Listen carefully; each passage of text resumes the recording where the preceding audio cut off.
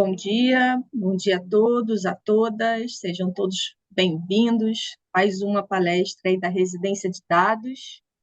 Hoje é um dia muito especial, a gente recebe mais do que um parceiro, a gente recebe um amigo, que é o Luiz Henrique Mais, conhecido como Bulinha, e ele faz questão que a gente chame ele assim, então fiquem à vontade para receber o Bulinha aí. É um profissional que tem mais de 20 anos de experiência em desenvolvimento de aplicações corporativas em Java para web. Ele é mestre em soluções para engenharia pela Universidade Católica de Petrópolis, doutorando em engenharia de defesa no Instituto Militar de Engenharia, ou seja, mega especialista aí, pesquisador da startup DK Digital, cientista de dados do INCA, professor, palestrante, parceiro, amigo aí de Serratec há muitos anos. Hoje ele vai trazer uma palestra super especial para vocês. Bulinha, seja muito bem-vindo. Muito obrigada por mais uma vez você estar aí dedicando voluntariamente seu sábado para contribuir com o nosso aprendizado. Obrigada pelos seus ensinamentos. Seja muito bem-vindo. A palavra é sua. Obrigado, Cecília. Gente, ó, fiquem à vontade, tá? Como ela falou, pode me chamar de Bolinha. Luiz Henrique é só minha esposa quando tá zangado comigo. E eu não sou a Daenerys, esses títulos todos aí, Mãe de Dragões, esquece isso aí, tá? No final das contas, eu sou um programador, fuçador, esculpador de beat, nerd ao extremo, tá? Então, fiquem à vontade, sem frescura, sem título, sem nada. Não. Pode me chamar de Bolinha à vontade de conversar comigo. É, eu já vou começar a apresentação aqui, porque tem muita coisa para falar hoje. E a gente tem pouco tempo, acredite, em 2 horas vai ser pouco tempo. Deixa eu ver como chegou aqui.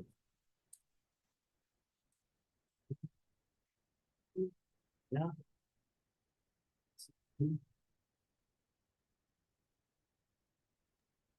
Estão vendo a telinha aí, direitinho? Sim. Beleza. Então, gente, hoje eu vou fazer uma pequena introdução à inteligência artificial, machine learning e deep learning. Pegando aqui definição, uma das definições, tá? Existem várias definições do que é inteligência artificial. Traduzindo isso aqui, o que é inteligência artificial? É o que existe de um programa de computador que aprende por uma determinada experiência e com respeito a algum tipo de tarefa que ele tenha que fazer e que ele conclua com uma performance P, se essa performance nas tarefas for medida e com a experiência aí. Whatever, isso é patavinhas, tá? O que importa é o seguinte, inteligência artificial é a área da computação focada em resolver problemas que são fáceis para seres humanos, reconhecer uma foto de gatinho e extremamente complexos para computadores. É isso que se foca a inteligência artificial. Fazer tarefas que, para a gente, no dia a dia, conversar com uma pessoa, reconhecer uma imagem, ler um texto, interpretar um vídeo, fazer um desenho, pintar, e são muito complexos para o computador. Então, a inteligência artificial foca nisso. Não é ser inteligente como ser humano.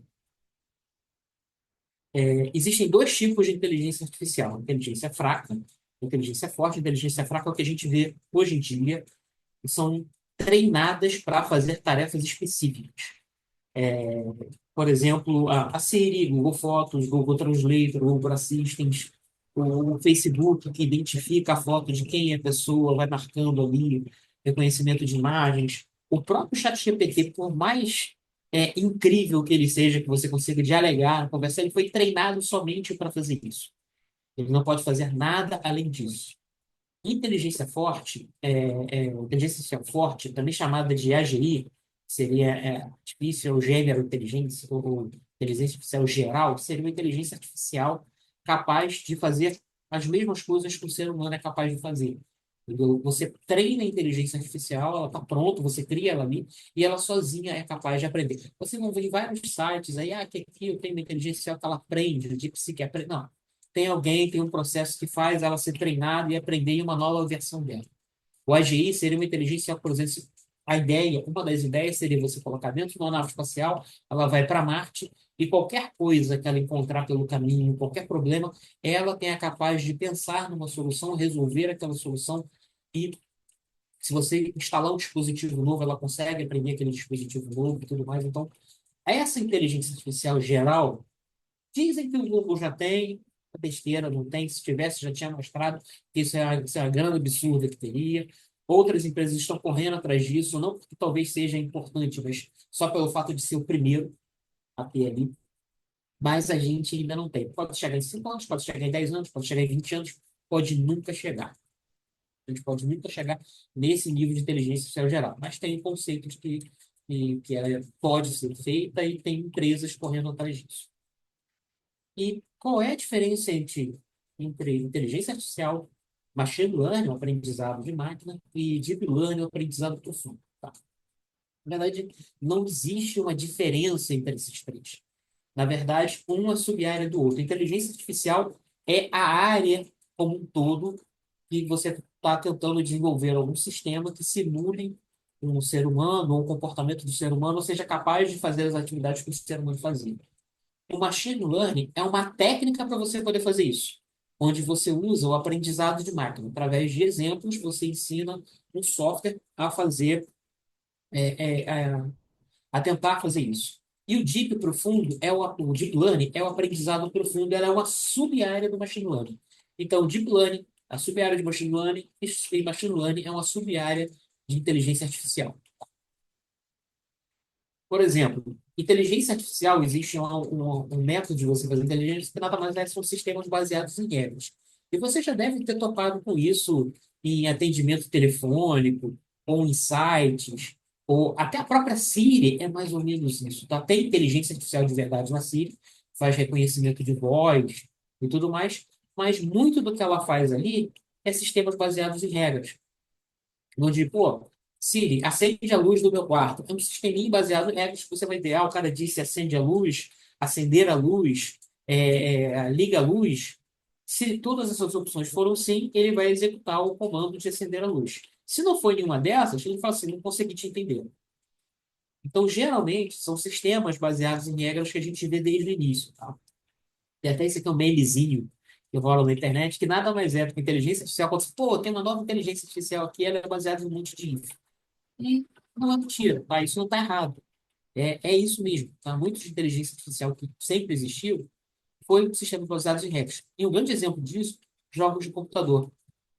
Quem joga jogos de computador, jogos FPS, onde você joga com personagens não online, ou pelo menos com bots, no caso aqui, o Star Wars Battlefront 2 que eu joguei, outro dia eu fui ver, eu tinha mais de 600 horas disso aqui, é um vício desgraçado. Quando você está jogando no single player, com bots, o bot nada mais é, a inteligência artificial do bot, é uma inteligência artificial que foi programada. Se o inimigo estiver a 30 metros de distância, se você estiver na linha de tiro, e se você tiver bala, munição suficiente, aperte o gatilho e dispare nele.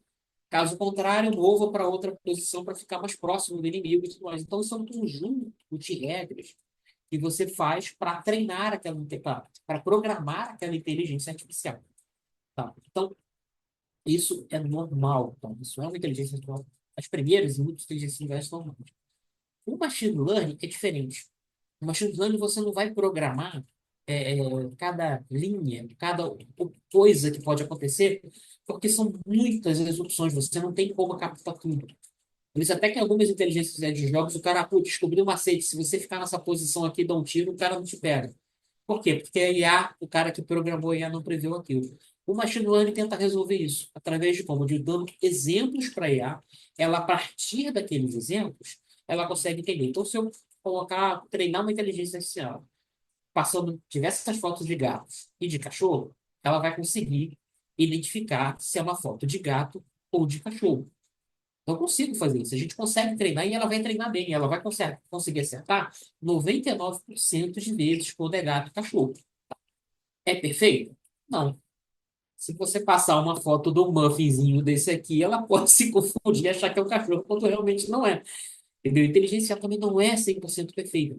Por quê? Ela não é perfeita, a culpa é dela? Não. Geralmente, a culpa é de quem provisionou os dados para o treinamento. Por quê? Como é que eu resolveria esse caso aqui? Eu teria que passar as fotos de Muffin, dizendo que isso aqui não é um gato e nem é um cachorro. Isso é um Muffin. Se eu só treinei ele para ser gato e cachorro, tudo que ele receber, ele só viu no mundo dele gato e cachorro. Se você botar uma pedra para ele, ele vai tentar achar que é um gato e cachorro. Tem um caso clássico desses de gato e cachorro, que era de um Husky siberiano.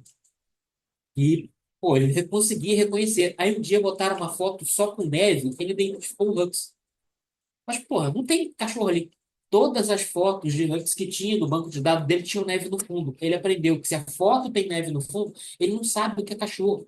Ele sabe que é aquela foto. Ele vê o que, que tem a mais na foto ali. Ele não identifica o cachorro. Ele identifica os pixels da foto. A gente vai ver isso mais pra frente. Tá? Então, o conjunto de dados que você provê para a máquina, para o teu algoritmo para ele aprender, é que é importante para que ele tenha o resultado. Eu vou falar aqui, desculpa as pessoas, o meu para lá virado aqui, mas vou falar uma besteirinha aqui. É consenso em inteligência artificial. Entrou dado merda, vai sair um algoritmo merda. Entendeu? Então você tem que ser sempre fazer uma curadoria do dado que vocês estão fazendo para trabalhar com ele. E o que é machine learning? Algoritmos e matemática. Se junta os algoritmos, junta a matemática, sai esse bichinho aqui do outro lado, que é o bendito machine learning. Então, tem muita matemática envolvida em machine learning. Tá? A gente precisa saber essa matemática toda para utilizar? Não, não precisa. Tem bibliotecas que resolvem isso para a gente. Eu vou mostrar com e sem bibliotecas para vocês terem uma ideia. Mas ter os conceitos ajuda você a entender melhor. Então, vamos dar um exemplo agora de como é que funciona uma inteligência artificial para treinar. Por exemplo, um exemplo clássico é ter para fazer previsão de preço de casa. Então, quando você vai fazer a previsão de preço de casa, eu tenho, por exemplo, como exemplos aqui, eu tenho alguns dados que, por exemplo, essa casa aqui tinha 3 quartos, tinha garagem, 300 metros quadrados, o preço é tanto. Essa outra casa tinha 2 quartos, tá? E por aí vai, até ter essa casa aqui que eu quero saber preço dessa casa. Como é que eu vou calcular isso? Pensando assim, não sou inteligência, eu sou uma pessoa normal, sou um programador, eu vou fazer isso. Como é que eu vou fazer isso? Ah, uma coisa aqui para a gente não esquecer, tá? Não esquecer. Quando a gente fala de IA, esse conjunto de dados, eu sempre tenho aqui é, os, as colunas da planilha Excel, fazendo assim, uma analogia com a planilha Excel, são as features ou características, features nada mais é a tradução de características, dimensões, atributos, parâmetros, pode até falar como colunas também, mas são os dados que você entra no teu conjunto de dados para você trabalhar com o machine learning. O valor que você quer descobrir, seja um valor, seja uma classe, se é gato, cachorro, o que você quer fazer e processar, são os labels, traduzindo etiquetas, as classes ou o target, o alvo que você quer chegar. E os dados em si que você tem de exemplo são exemplos. São exemplos que você vai estar passando. Então, se eu fosse fazer um programinho, só um programadorzinho, vou fazer um programa que o meu chefe pediu aqui, está no site aqui da minha administradora de imóveis, que eu estou vendendo casas aqui, eu quero, quando o cara preencher o dado da casa, eu já quero sugerir o preço de uma casa para ele. Então, eu vou fazer um programinha chamado estima preço, ele recebe o número de quartos, se tem garagem e qual é a área em metros quadrados. Aí eu falo, se eu tenho um preço básico, é da onde eu vou começar, não vou começar do zero, vai ser. Pô, se não tiver quarto, não tiver garagem, não tiver metros quadrados, pelo menos uns R$ 200 eu vou te cobrar. Esse aqui é o meu preço base, também chamado de buyers, pelo menos no conceito de IA. O preço dos quartos, eu vou ter aqui, vou ver, tem 3 quartos, eu vou chutar por um peso. Eu vou dizer assim, isso aqui é o peso que os quartos têm ignorando o tamanho de quartos, tem suíte e tal. E a área, eu vou pegar em metros quadrados vezes esse valor aqui, um índice. Queria um índice que seja o peso que tem. Se tiver garagem, se a garagem for igual a 2 carros, eu vou multiplicar 2 vezes 1,2, que é o peso que eu coloquei. Se a garagem tiver 5, que é um carro só, uma garagem só, boto 1,2. E se o preço da garagem for zero, eu boto 1,2. Aí eu somo o preço base, o preço dos quartos, o preço da área, mais o preço da garagem, e com isso eu tenho o preço final e eu retorno o preço final. E esse aqui seria a chamada da função da pequena. Eu posso melhorar esse código? Posso. Posso fazer ela bem simples assim. Eu posso fazer o preço é igual à base, depois o preço é igual ao preço mais quartos vezes o peso dos quartos, a mesma coisa a área, a mesma coisa vagas. Tá? Então, esse vagas aqui tem que virar um número, a área, tudo mais. Né? Então, aí eu vou, em vez de eu passar 2 carros, eu tenho que passar dois, em vez de passar 5, eu tenho que passar um. Eu faço algumas regrinhas, mas eu consigo fazer isso aqui uma função. E se você for ver, isso aqui é uma função unicamente matemática. Isso aqui poderia virar uma única linha do Excel. Isso pode virar uma função do Excel, tranquilamente uma linhazinha que você pode fazer. E isso é importante. Tá? Então, Um outro jeito de você fazer isso é também usar a parte matemática, porque eu estou usando um array. Então, por exemplo, se eu tiver aqueles pesos definidos, eu posso dizer aqui, olha, eu tenho aqui o meu vetor de peso, ou minha lista de pesos, onde o zero é 2,45, um, o índice 1 é 1,34, o índice 2 é 1,2. Então, eu vou dizer que o quarto vezes o W0, esse cara, a área vezes o W1, e a localização vezes o W2. Então, eu vou multiplicar. Então, por que que isso aqui eu estou fazendo interessante dessa maneira aqui? Porque isso aqui eu consigo fazer em programação com vetor de uma maneira bem legalzinha. E a gente vai ver isso num código rodando daqui a pouco.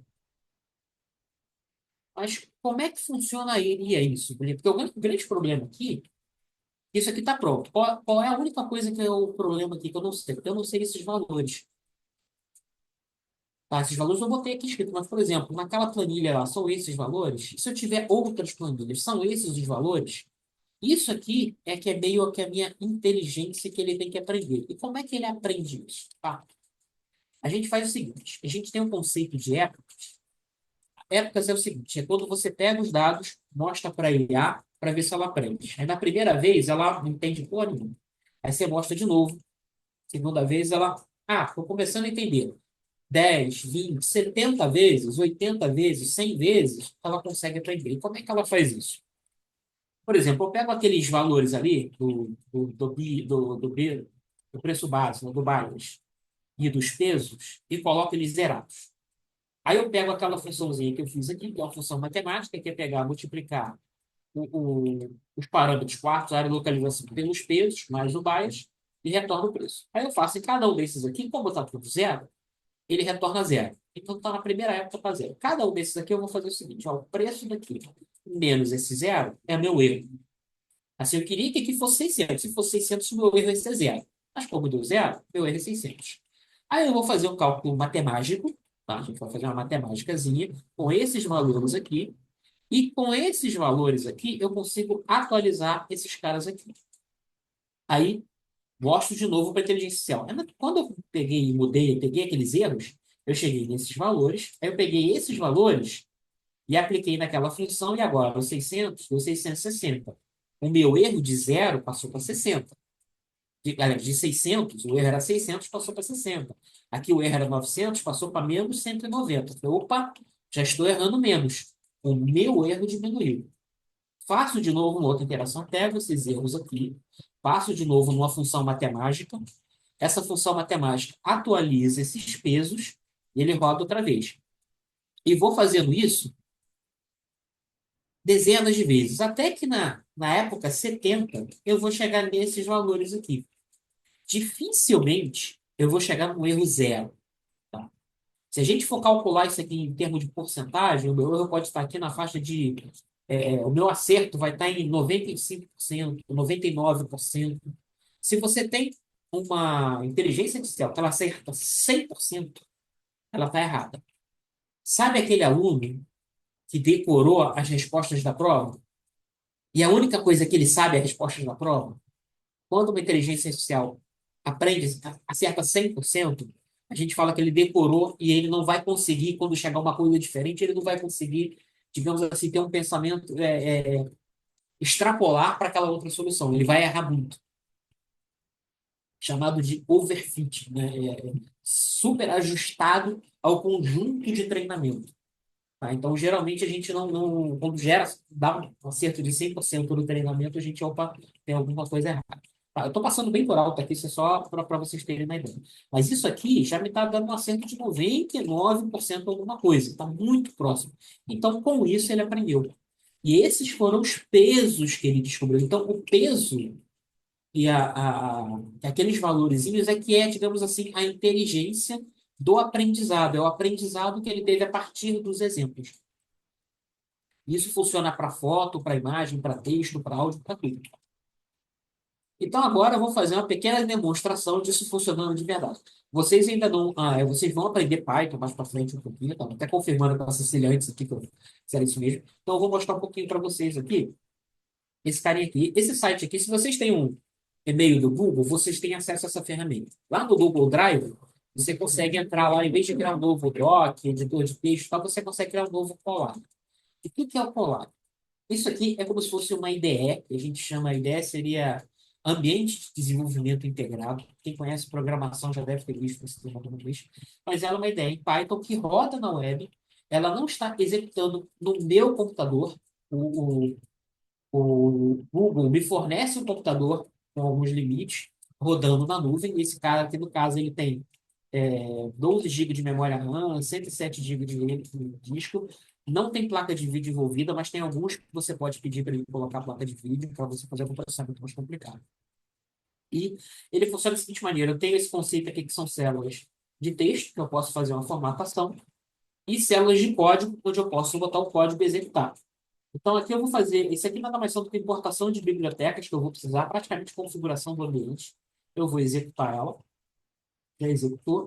E aqui eu vou fazer aquele que são os mesmos dados que estão lá, que eu só entrou aqui o Zona Norte e Zona Sul, que é um pouquinho diferente, veio dos dados da garagem, que é para complicar um pouquinho mais. Vou executar e ele já criou uma variável data. É como se fosse esse data frame aqui, é um Pandas, que é uma biblioteca que vocês vão aprender, que é uma biblioteca que, digamos assim, é como se fosse um Excel dentro do Python. Eu consigo carregar um conjunto de dados ali tabulares, tipo Excel.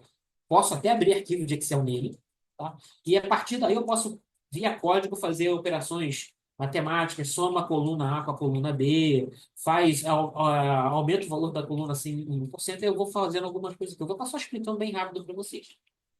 O problema é que eu tenho aqui, uma inteligência artificial, ela trabalha só com números. E eu tenho aqui Zona Norte, Zona Sul, Baixada e Zona Norte. Tá? Isso, como analista de dados, como a parte de análise de dados, vocês vão ter que fazer isso um dia. Tá? Vocês vão ter dados que são dados que não são textos, são numéricos. São textos. Como é que eu faço isso? Tem uma técnica chamada one-shot encode, que vai codificar essa coluna em três colunas diferentes. Como é que ele vai ficar? Eu vou rodar aqui o código e ele vai transformar a coluna que era a localização em três colunas, sendo zona norte, zona sul. Aqui ele está recebendo falso true, mas o falso é zero e o true é um. Tá? Numericamente são esses casos. E aqui eu vou pedir ele para separar o X, que são os meus dados de exemplo, e o Y, que vai ser o meu target, aquele meu label, aquela última coluna que eu quero. Eu quero que ele separe é, os dois aqui. Então, eu vou ter o X, minha variável X, isso aqui é uma variável, um vetorzinho, não é menor que X, e a matriz Y, que são só os resultados que eu quero achar. E uma coisa outra técnica que eu tenho que fazer é a normalização. O que é normalização? Eu estou vendo aqui que eu tenho aqui 300, 3, e aqui é 0 e 1, aqui é 900. Ou seja, qualquer operação matemática que eu fizer, o 300 sempre vai ser absurdamente maior que o 2 e maior que o 3 e maior que o 1. Então, eu tenho que normalizar isso para ele estar dentro de uma mesma escala. O quanto é esse 2 ali nos quartos em relação à área? Por exemplo, 4 quartos é como se fosse 100%. Pô, a maior casa que eu tenho é 4 quartos. 2 quartos seria 50%, seria 0,5, alguma coisa assim.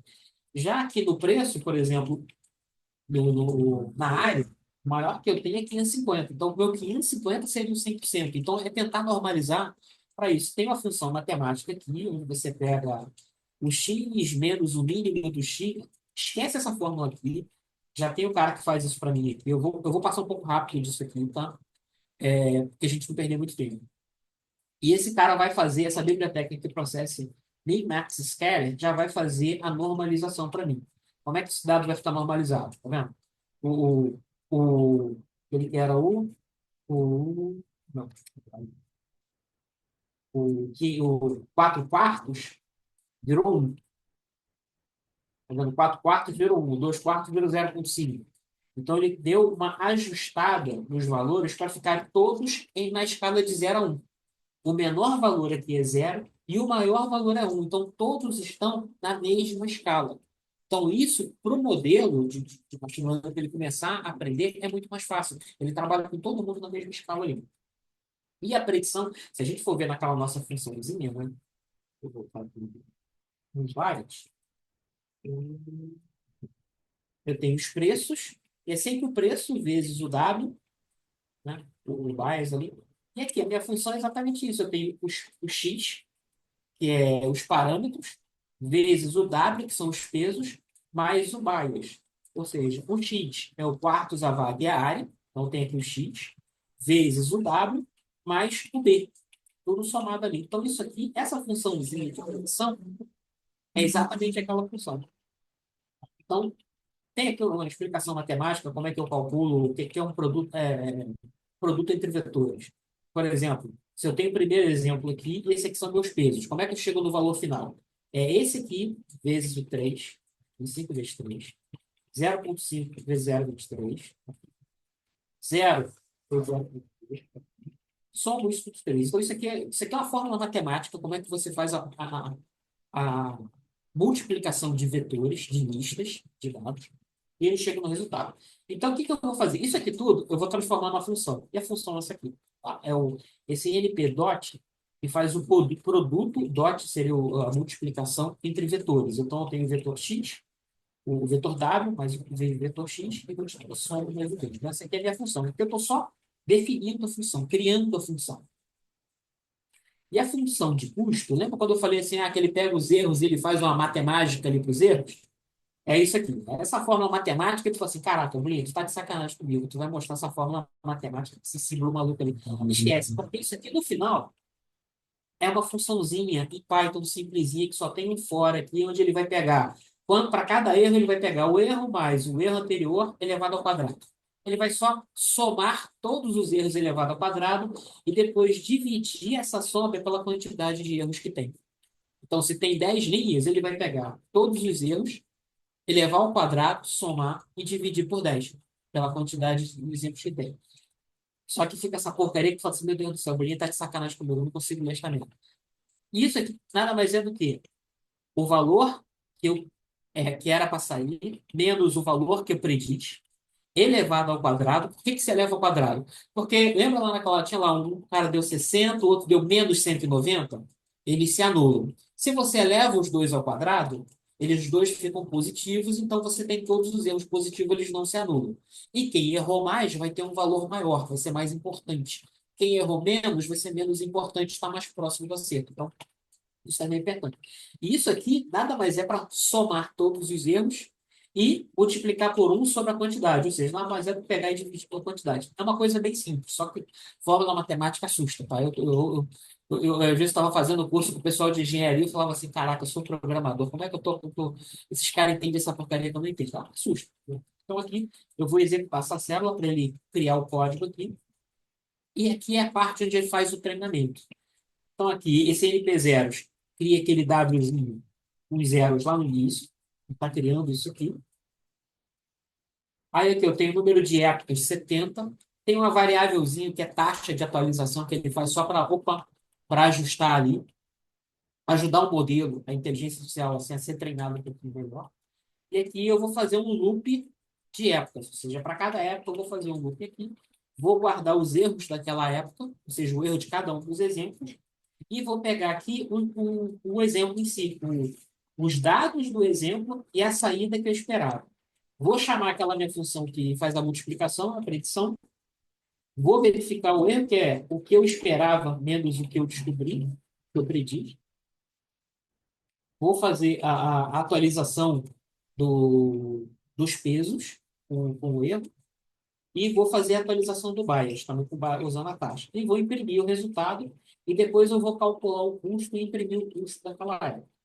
E depois eu vou plotar o gráfico para a gente ver esse erro caindo. Então, eu vou rodar esse cara aqui. Esse aqui ele vai começar a imprimir, tá vendo?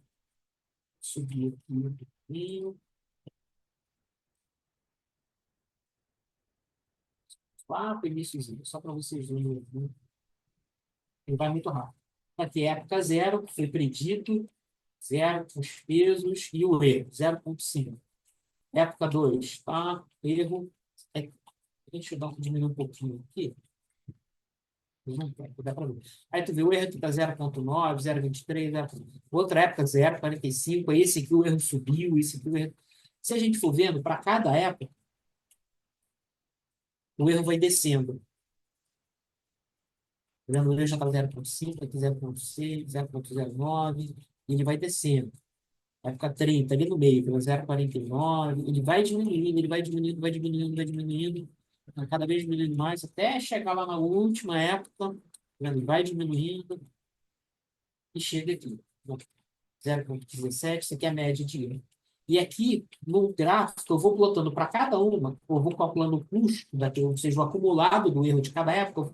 Eu vejo que lá no início ele estava em 0,35, o custo, o erro total dos exemplos daquela época, e ele vai caindo, caindo, caindo, caindo, até chegar em zero, menos 0,5. Ou seja, se ele está com erro de 0,02, que é o finalzinho aqui, significa que ele está acertando 99,98%, 99,98%.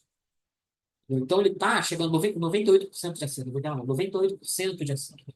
Então, acerto muito, ele vai errar muito pouquinho do que a gente quer. Então, isso é bom para a gente, a gente já aprendeu. Aí tem a parte, beleza. Agora, como é que eu vou testar isso? Eu vou fazer inferência. Inferência é quando você executa o teu modelo. Então, você tem uma inteligência artificial a parte do treino, onde você treina ela.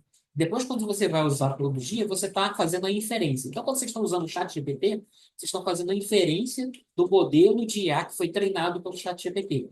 Eles tiveram lá um tempão que eles treinaram, que gastaram milhões de dólares, e para você usar o dia a dia, você está fazendo a inferência.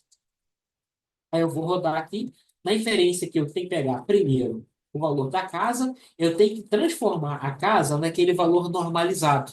Aquela normalização que eu fiz, por exemplo, eu tenho que fazer para casa, para o preço normalizado, e depois calcular aliás, ele gera o preço normalizado, aí depois eu desnormalizo o preço para chegar ao preço final. Então, essa casa aqui com 3 quartos, 200 metros quadrados, morando, acho que seria mais ou menos 495,49 o preço da casa. E aqui tem os pesos e o bias que ele encontrou. Beleza? Então, a inteligência artificial é mais ou menos assim como ela funciona. Tranquilinho? Então, vou voltar aqui agora para a apresentação de novo. Isso que a gente fez foi um algoritmo de machine learning que a gente viu funcionando supervisionado. O que é um algoritmo de machine learning supervisionado? Supervisionado, ele tem os exemplos, tá? Na verdade, sim. O machine learning se divide supervisionado, subvisionado, reforço, que cada um desses aqui tem classificação, regressão, custorização e redução de dimensionalidade. O supervisionado, você tem classificação e regressão. O que a gente fez foi uma regressão. Sempre que você quer chegar na inteligência, achar um valor, preço de casa, é, peso de alguma coisa que você está tentando calcular, estimativa de tempo de vida de um equipamento, seja um valor numérico que você está tentando encontrar, você está fazendo uma regressão. Quando você está tentando identificar se é gato, se é cachorro, se o cara acionou o seguro ou não, se ele vai efetuar a compra ou não, se ele vai curtir ou não o post, tá? Se ele vai ter uma resposta positiva, negativa ou neutra daquele post que ele fez no Twitter e tal, se as pessoas vão responder dessa maneira. Você está fazendo uma classificação, você está pegando e botando ele em classes, classes positiva, classe negativa, classe sim ou não, classe gato, cachorro, elefante. Se você estiver detectando animais, estou botando a foto do animal, quero que ele diga qual animal que é, qual planta que ele é. Você vai ter uma classificação. Você vai estar classificando ele em algum sentido. Não supervisionado, um exemplo é o clusterização. O não supervisionado, você não tem uma etiqueta no final, você não tem objetivo. Geralmente, é muito utilizada para você, o clusterizar, agrupar dados, é um bom exemplo de não supervisionado. Por exemplo, eu tenho um conjunto de dados e eu quero separar ele em 6 grupos. Então, eu vou dizer assim, então aqui parece ter um grupo, aqui parece ter 2 grupos, aqui parece ter outro, então eu vou dizer que cada um grupo. Uma característica dessa inteligência chata é que a maioria dos algoritmos de clusterização que vão agrupar, você tem que dizer quantos grupos você quer. São poucos que você não diz quantos grupos você quer e quando ele achar. Mas a maioria você diz, divide em 4 grupos. E ele vai achar 4 grupos com base nas características, naquelas features que os teus dados têm. A gente faz isso no dia a dia, né? Eu vou lavar roupa em casa. Eu vou separar a roupa das que solta pelo, das que não solta pelo, das que mancham, das que não mancham, das que são brancas, das meia coloridas, porque eu não quero lavar tudo junto. Então, como é que a gente separa? Eu não defini o grupo das roupas coloridas. Não, eu separo o colorido porque eu sei que se eu botar com aquela ali vai manchar. Então, eu faço essa separação. Um outro exemplo, eu vou fazer uma ação de marketing para meus clientes. Divide para mim em 3 grupos eu quero fazer 3 ações diferentes. Aí o cara vai ver, ó, eu tenho o nome, o estado que o cara mora, eu tenho a idade, eu tenho o grau de instrução, eu tenho produtos que ele já comprou e tudo mais e tal. E tudo isso são informações que você vai utilizar para separar todos os teus clientes nesses 3, 4 grupos que o cara quer. Aí você vai pegar cada grupo desse, vai dar uma olhada e vai ver, esse grupo aqui eu vou fazer essa ação de marketing, esse grupo eu vou fazer essa outra ação de marketing. Então, você fazer essa classificação de clusterização é algo que também é comum você fazer quando você não tem um dado. Já o algoritmo de reforço, ele está sendo muito usado hoje em dia. ChatGPT utiliza e outros, tá? Mas ele sempre foi um cara um pouco complicado de você trabalhar e de fazer, né? O supervisionado, digamos assim, 90% dos problemas você faz com o supervisionado, tem uns 7% ali que você vai fazer com o não supervisionado e uns 3% que você vai usar o reforço. O reforço ele tem algumas condições mais complexas. Você tem geralmente um agente e um ambiente, tá? E você vai ter o agente influenciando o ambiente. É o exemplozinho de Mario, porque é um exemplo melhor de trabalho de joguinho de Mario. Você tem o Mario que tem que andar no mapinha ali, e você tem que, as ações do agente são feitas pelos botõezinhos que você vai pressionando. Então você pega uma inteligência artificial, ela vai sair apertando o botão, a moda bambu, qualquer botão, e depois ele vai olhar o que esse apertar de botões mudou o ambiente. Mudou o ambiente em que sentido? O Mário se movimentou, o placar mudou, o Mário morreu. E a partir desse resultado, o algoritmo vai pegar, eu esperava que o resultado fosse X, ele tivesse andado 10 casas para frente e tivesse aumentado a pontuação. Isso não aconteceu, então você toma uma punição.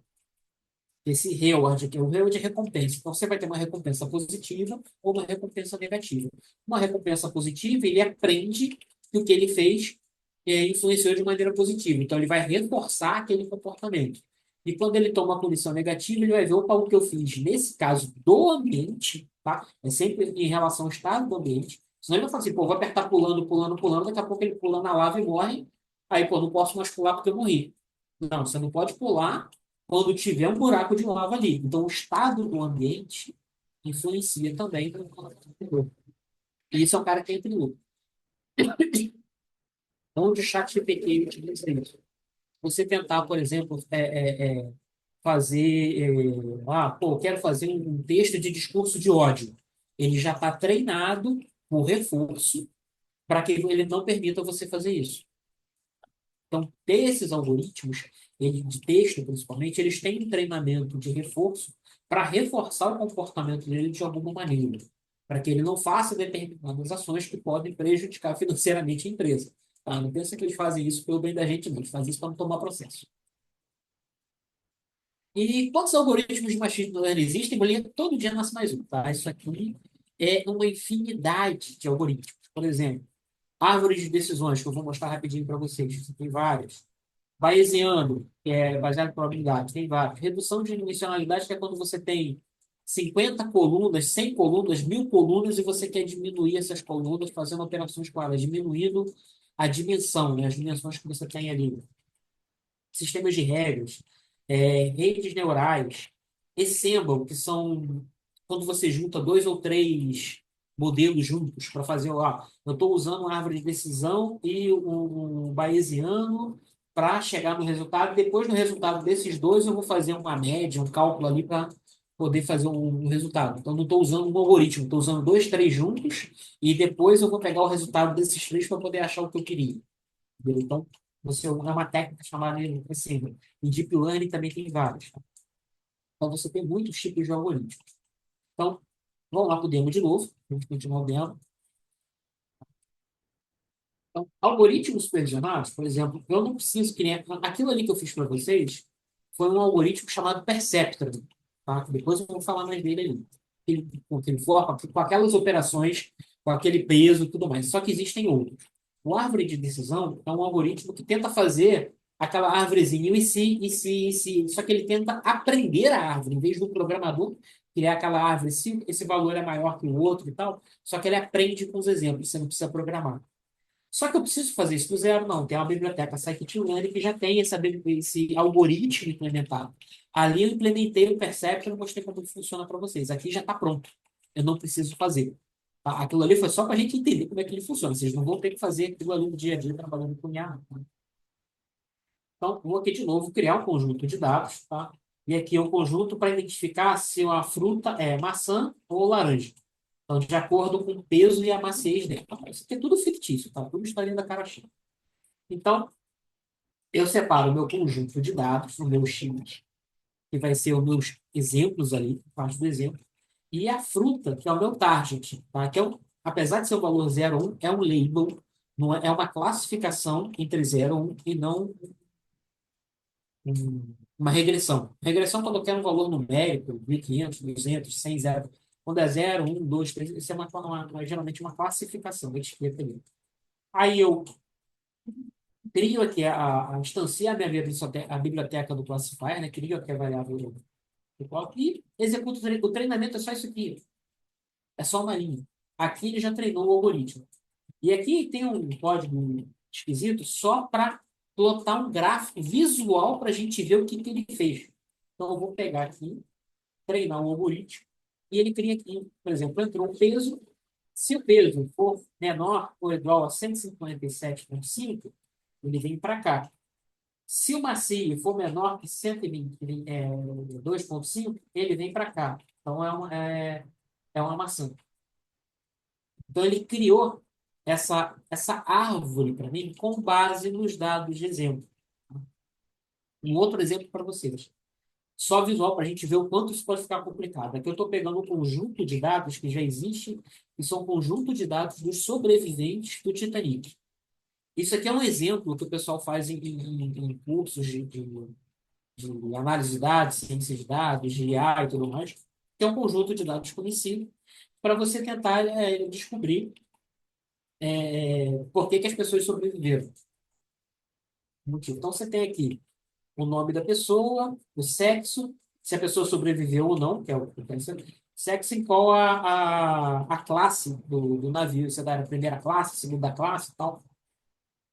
Tem aqui o describe, uma função do Pandas, que vocês vão aprender que ele me dá mais ou menos uma estatística sobre as colunas numéricas. Aqui eu só tenho a idade. Então ele fala que são 1.046 pessoas, média de idade 22, desvio padrão, mínimo. 25% dos dados estão com 21 anos, 28%, 50% estão com 28 anos, 75% 39 e o máximo é 80 anos. Então ele vai descrevendo ali mais ou menos a tua faixa de idade quanto tem. Só que, lembra que eu fiz a normalização lá, one shot encode, normalização para transformar esses caras em valores numéricos. Esse cara já tem um cara que eu estou fazendo isso aqui exatamente. Se o cara for homem, vai ser 1, se não for homem, vai ser 0. Se o cara sobreviveu, vai ser 1, se não sobreviveu, vai ser 0. Se o passageiro for de primeira classe, vai ser 1. Se for de segunda classe, vai ser 2. Se não, vai ser 3. Criei os dados, então já trocou aqui, botou tudo no médico. Aí o describe vai fazer uma estatística melhor assim, por exemplo, sobreviveu, o sexo, a idade, o passageiro de que classe que ele era, ele já faz um cálculo ali. Mas todos são 1.046 passageiros. Vou pegar aqui uma árvore de decisão e vou mandar ele plotar o gráfico da árvore. Vamos ver aqui o tamanho, está demorando um pouco para processar. Vamos ver olha o tamanho da árvore de decisão que ele criou. Então, com a quantidade, não é nem a quantidade de colunas não influencia no tamanho da árvore. O que influencia no tamanho da árvore é a quantidade de dados, de variação dos dados que você tem. Você viu, ele tinha 3 colunias praticamente. Passageiro, classe, sexo e idade. E com isso, ele não sabe que o sexo pode variar entre sexo masculino e feminino. Classe tem 3, mas idade tem um monte. Então, se o cara da primeira classe é do sexo feminino e a idade dele está maior do que 12 anos, ele pode ter sobrevivido. Senão, ele cai num outro hífen, ele vai cair no hífen. Então, a árvore de decisão tem que ficar bem complexa de acordo com o tipo de dado que você tem. Então, esse aqui é um algoritmo. Outro algoritmo que tem é o do naive Bayes, que ele é baseado no conceito de probabilidade que foi criado pelo pastor Thomas Byte, lá em 1701. Aí tem a fórmula de probabilidade aqui, de novo. Esqueçam esse cara aqui, eu não vou entrar em detalhes disso aqui, tá? E eu tenho aqui um outro conjunto de dados comum também, para trabalhar com inteligência artificial e análise de dados, que é o Willis Dataset. O Willis Dataset é essa flor aqui, essa flor é uma flor de íris. E esse dataset você classifica os tipos de flor, se ela é setosa, versicolor e virgínica, de acordo com o tamanho da pétala e da sépala. Eu não sei se traduzir isso aqui para português. Então, vai ser da pétala e da sépala. Então, é um conjuntinho de dados que tem os dados da pétala da sépala de cada uma. Acho que é isso aqui, 41, 3, tal. O tamanho aqui do pétalo e da sépala, essas dimensões aqui, são esses valores aqui. Pétala 1, sépala outro. E aqui, se ele é versicolor, e aqui tem língua, cetose, versicolor e virgínia. E aqui eu estou fazendo aí aqui eu vou fazer realmente o algoritmo para rodar, né? Então aqui eu tenho o naive Bayes, que é o de probabilidade. Eu vou separar uma coisa que eu não falei para vocês. Sempre que você vai treinar a inteligência para saber se ela está bom, você separa o teu conjunto de dados em dois pedaços. Um pedaço de treinamento e um pedaço de teste. Para que isso? Eu pego 70% dos meus dados, treino ele. Ele falou que acertou 90%. Será que acertou? Aí eu pego um de teste que ele nunca viu, ele não usou, e aplico aquele modelo no teste. E naquele modelo, se ele acertar 90%, beleza. Se ele acertou 10%, só que o desgraçado decorou o de treino e não está conseguindo aprender. Então, você tem um conjunto de dados grande, que é importante, você separa ele, e geralmente é 30% para teste. Você faz o treino, teste, e faz isso aqui. Então, ele vai fazer o quê? Ele vai pegar o X, que é o dado, o target, que é o Y ali, que é o que eu quero chegar, e vai separar, essa funçãozinha aqui separa ele em bloquinhos de 30%. Então, eu vou ter aqui o X de treino e o Y de treino, o X de teste e o Y de teste. Vou fazer o treinamento, que é só essa linha aqui, e vou fazer a predição com teste. E depois eu vou pedir para calcular a acurácia do que eu esperava do teste e o que foi predito no teste. Vou rodar o código. Ele me deu a acurácia de 97%. Então tá show de bola. Agora, esse algoritmo era o melhor para esse cara? Lembra que eu falei que a gente tinha. Existem vários algoritmos, de vários tipos. Eu consigo pegar o scikit-learn, que é a biblioteca de machine learning, eu consigo pegar vários modelinhos, vários modelos aqui, por exemplo, naive Bayes, árvore de decisão, regressão logística. Esse aqui é o SVC, Support Vector Machine, o KNN, Random Forest. O Random Forest nada mais é do que uma floresta de árvores de decisão. Então, são várias árvores de decisão. E o MLPL, que é nada mais é do que a rede neural, a rede de neurônio. E aqui eu tenho mais de um SVC, mais de um Random Forest, que eu consigo passar parâmetros para aquele algoritmo, para ele funcionar um pouco diferente. E eu posso pegar todos eles, pegar os dados do Titanic e pedir para todos eles fazerem uma predição e eu comparar as predições de cada um deles, para saber qual que atua melhor naquele conjunto de dados. Então, eu vou rodar aqui. Então, ele vai dizer, ó, o Naive Bayes aqui teve 76% de acerto, rede de decisão 72%, regressão logística 74%, o suporte Vector Machines, que uma configuração teve 76%, com a outra foi 70%, então essa aqui é uma configuração que foi boa. KNN tem uma configuração que foi melhor que a outra. Random Forest também. E o melhorzinho foi uma rede neural com 77% de acurácia. Então, e uma coisa legal dessa biblioteca aqui do scikit-learn é que todos esses algoritmos funcionam iguais. Você vê aqui que eu estou pegando para todo algoritmo, eu vejo e faço o método fit e predict. É sempre fit e predict, sempre fit e predict. Então, eles funcionam parecidos. Internamente, posso estar trabalhando com eles iguais. Então, aquela parte que eu mostrei o código, ele funcionando e tudo mais, aquilo ali foi só para exemplo, para a gente fazer. No dia a dia, a gente usa uma biblioteca pronta que resolve para a gente. Vocês viram com o Excel aqui, que você pode fazer um monte de função ali na mão, mas o Excel tem um monte de funçãozinha pronta que você pode utilizar. Então, aqui é a mesma coisa. Você tem várias bibliotecas em Python que vocês vão aprender que vocês podem utilizar. Então, algoritmo não supervisionado, Deixa eu. Desculpa, Bolinha, deixa eu isso, não. aproveitar o Aproveita e respiro, seja. Isso. só para avisar o pessoal que a lista de presença está ali no chat, tá bom? É uma lista exclusiva aí para os alunos, tá? Da residência. Obrigada. E na parte de não supervisionado, eu vou dar um exemplo de cluster aqui, um Ô, conjuntinho Luiz, de eu, dados aqui, que tem a idade da pessoa e quantas compras ela fez, eu quero agrupar em grupos parecidos. Então, aqui eu vou plotar os dados no gráfico. Então, vou dizer a idade e compra. Então, tem uma pessoa ali com 16 anos, ele comprou os três, aqui, teve 3 de compra, teve outro que comprou 5 aqui na faixa de 17 anos, outra, de repente, com 24 comprou 4. Então, isso aqui é o gráfico. Eu quero dividir isso aqui em grupos. Se eu pedir ele aqui para dividir em... Vamos ver. Se eu pedir, por exemplo, em 2 grupos, ele vai dividir, olha, eu tenho esse grupo aqui, e eu tenho esse grupo aqui. Então, ele conseguiu identificar, pô, com 2 grupos, eu tenho essas 2 possibilidades aqui, ou essa galera e esse aqui. Se eu pedir ele para fazer em 3, opa, tem 3 grupos aqui. Eu posso pedir também para fazer em 4. Ele vai falar, ó, tem um grupo aqui, tem outro grupo aqui e outro grupo aqui. Fala, pô, ele não pegou esse aqui, esse aqui. Ele pegou, ele considerou mais para os grupos a faixa de idade do que a quantidade de compras. Então, tem aqui uma galera na faixa de idade 40 e 45. Eu tenho uma galera na faixa de idade 30 e 35. Eu tenho uma galera na faixa 20 e 25, aqui de repente 19. E tem uma galera entre 15 e 18. Então, se eu botar isso aqui de novo, ele pode gerar outros grupos. Ele gerou um grupo aqui, gerou outro grupo aqui, e acabou gerando um grupo sozinho aqui e outro grupo aqui.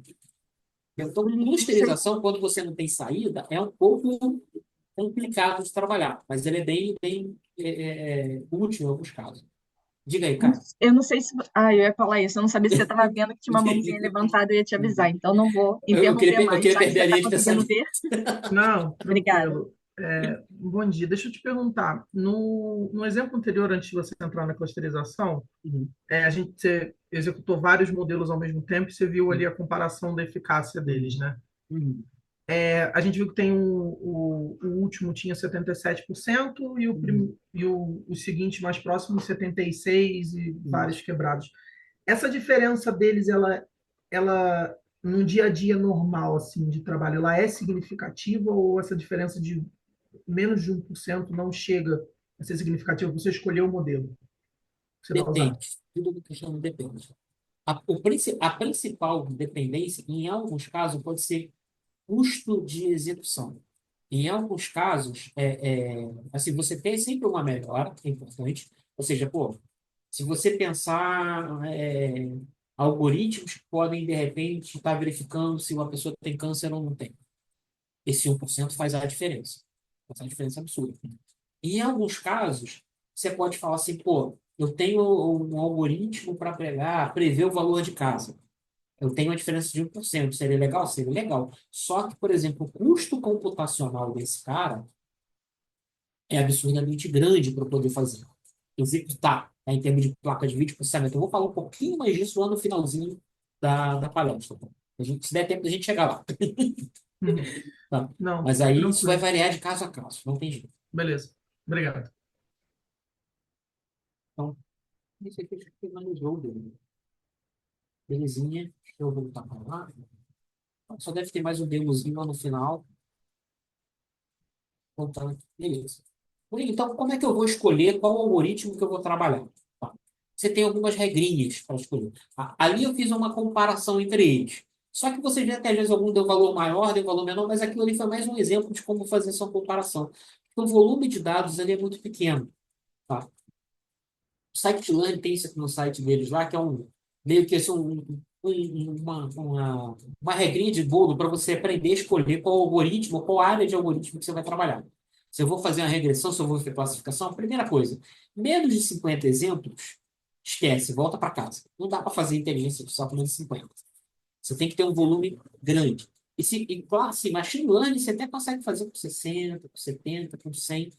Mas alguns, por exemplo, se você tiver menos de 10.000, nem brinca. E Deep Learning, se você tiver menos de milhares de exemplos, não vai funcionar. Então, exemplo, eu quero predizer categoria. Se você quiser categoria, classe, comprou, não comprou, é cachorro, é gato, sapato, tem saldo, não tem, tem fácil ou não, seguro ou não, ou seja, uma categoria que você está tentando predizer, você vai vir para a parte de classificação. Ou clusterização. Mas você tem o label que você quer chegar? Não tem. Aí você vai em clusterização. Tem label? Vou para cá. Eu quero um valor? Eu vou para regressão. Tá? Então, isso aqui eu não vou entrar em detalhes de cada um aqui, porque senão a gente vai ficar aqui um tempo. Mas isso aqui é mais ou menos uma regrinha para você escolher o tipo de algoritmo que você vai fazer e talvez até o algoritmo que você vai trabalhar. E um desses algoritmos, que é o mais importante atualmente, não é ou ele não resolve tudo, ele não é bala de prata. Mas, para a maior parte dos problemas mais difíceis de resolver, ele tem sido, a solução são as redes neurais. E as redes neurais têm esse nome porque ela tenta simular o funcionamento de um neurônio. Tá? Então, você tem aqui o núcleo da célula, os detritos, que seria por onde entram os dados da célula, o axon, que transmite ele para a saída, e a sinapse seria a saída. E aqui no nosso rede neural, a gente tem os X, que são os nossos parâmetros ali, são as nossas features do nosso dado, né? Se o cara quantos quartos, se tem garagem, em que lugar que ele trabalha, metros quadrados, que é o nosso X. Os nossos pesos, que é o que o neurônio aprende, né? Que é o que a rede neural aprende. Ele faz o somatório desses valores e tem uma função de ativação. Essa função de ativação é uma funçãozinha que você usa no final para, por exemplo, definir a classificação. Por exemplo, ele vai chegar num valor aqui e eu quero, por exemplo, saber se o cara comprou ou não comprou alguma coisa.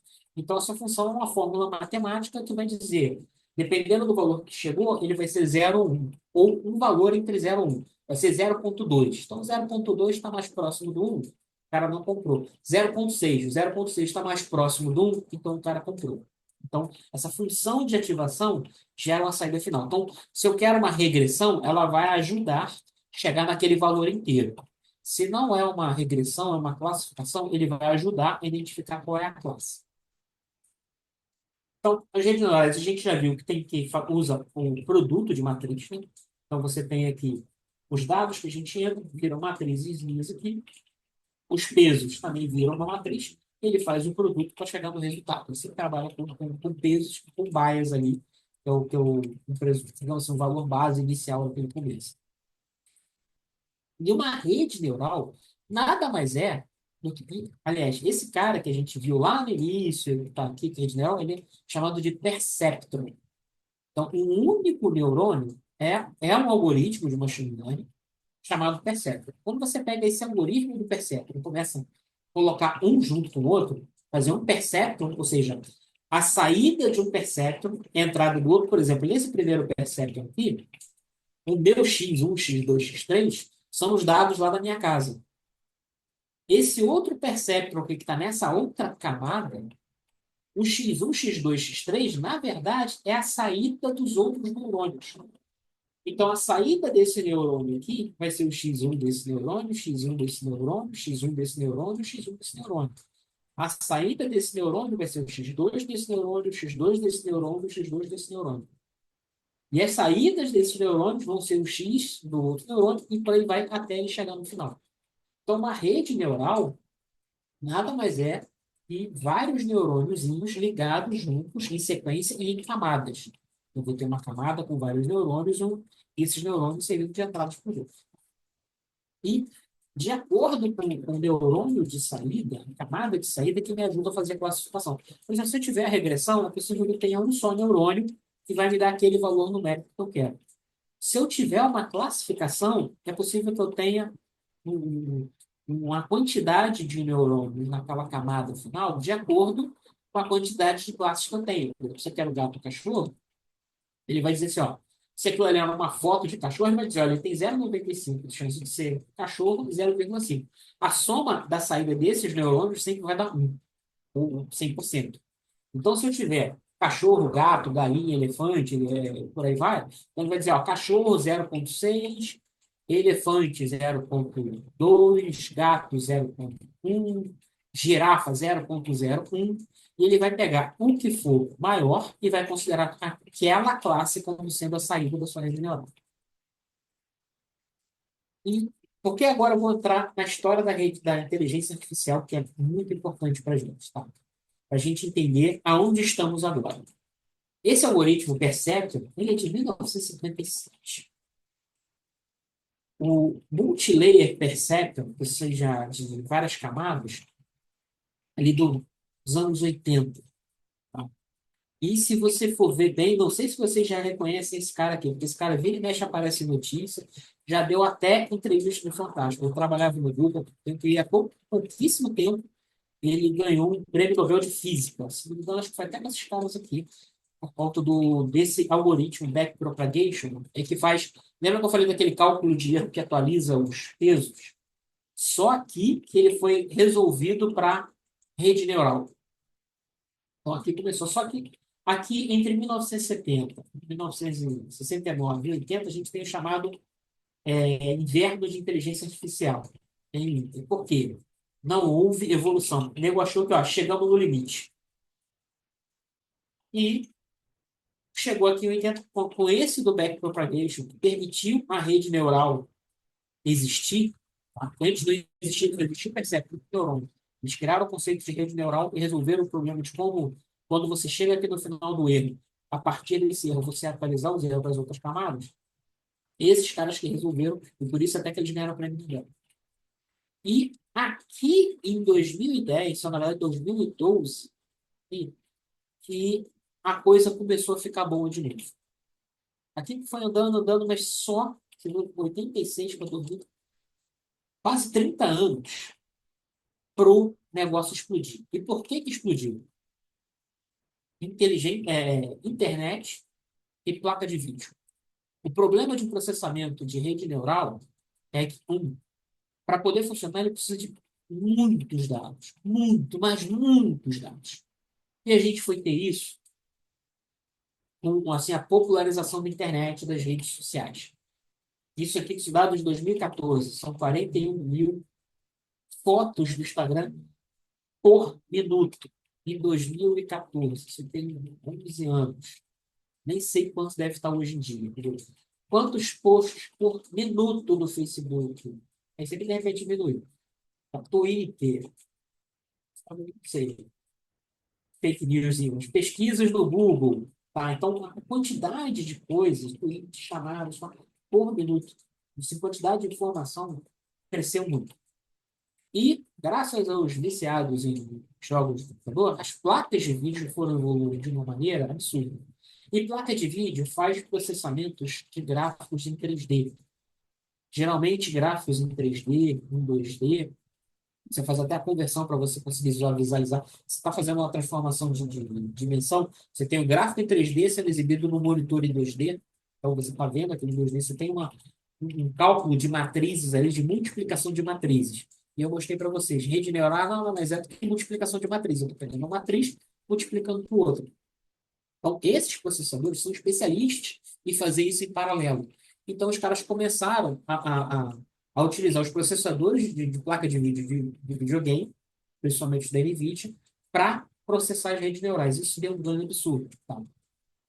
E isso se mostrou principalmente nesse cara aqui. Esse Imaginet é tipo uma challenge, um concurso ou um desafio que o pessoal colocava para pesquisadores, onde você tinha um conjunto de dados, de imagens, e você tinha que fazer um algoritmo para classificar essas imagens. Isso aqui é 2012, alguma coisa assim. 2011. E você tinha várias equipes participando. Por exemplo, em 2011, a equipe que ganhou foi a do XRCE, tinha 25% de erro. Em 2012, já com o Geoffrey Hinton, que é o cara lá do Deep Learning, já caiu de 25 para 16.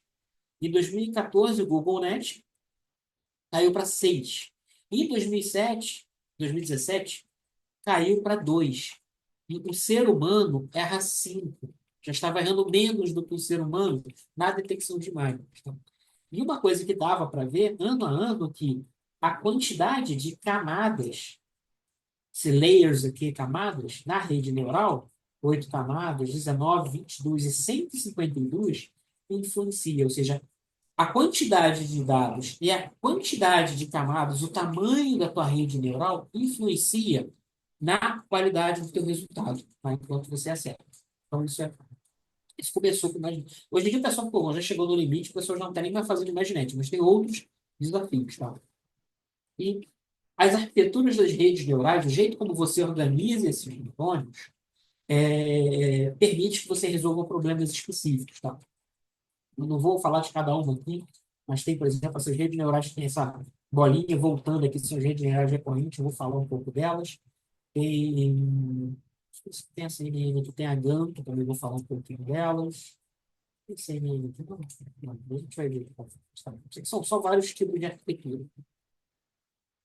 Bom, se eu for pegar uma rede neural para trabalhar com imagens, eu vi para você, quando a gente trabalha com dados estruturados, que é o dado tabular, que é dado de tabela, eu pego lá cada coluna. Mas o que eu tenho numa imagem?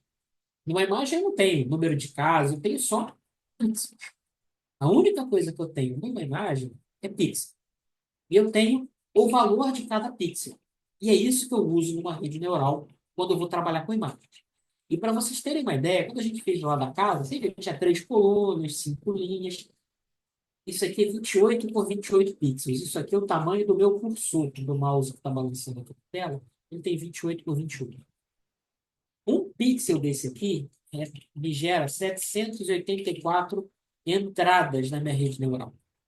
Imagina uma foto, imagina uma imagem 4K. Quantidade de pixel que vai ter de entrada. E para processar isso. E, por exemplo, para detectar que isso é um 8, e se esse 8 estiver mais para a direita? Se esse 8 estiver mais para a esquerda? E se ele estiver mais inclinado? E se ele for escrito de uma letra diferente? Ela fez duas bolinhas bonitinhas em cima da outra. Isso dificulta muito o trabalho da rede neural. Para isso, você usa uma outra arquitetura. A CNN, a Convolutional Neural Network, ele usa convoluções. Então, em vez de ele pegar todos os pixels e jogar direto na rede neural, ele vai usando como se fosse uma lanternazinha e pegando só blocos e blocos de pixels. Então, ele pega 5 por 5, anda um só, pega mais 5 por 5, anda um só, pega mais 5 por 5, anda 5 por 5, desce, desce. E para cada isso, ele vai gerando como se fosse filtros, tipo filtro estragando. O conceito é mais ou menos isso. Ele vai fazendo um filtro em cima da imagem, e com esse filtro, ele vai começando a pegar algumas coisas que são conectadas. E para cada filtro, você vai ter uma camada, convolution layer, outra convolution layer, outra pooling layer. Você vai ter vários conjuntos de camadas até você ter a saída aqui. No caso, a saída tem 10 neurônios, porque ele está tentando identificar números de 0 a 1. Como é que funciona isso?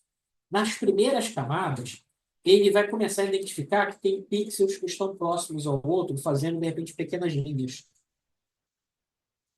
Numa camada mais para o meio, ele vai começar a ver que essas linhas juntas fazem alguns vértices ou alguns objetos que estão conectados e se repetem, tá? De alguma maneira. Aquele padrão, não aquele padrão idêntico, mas um padrão com aproximação se repete.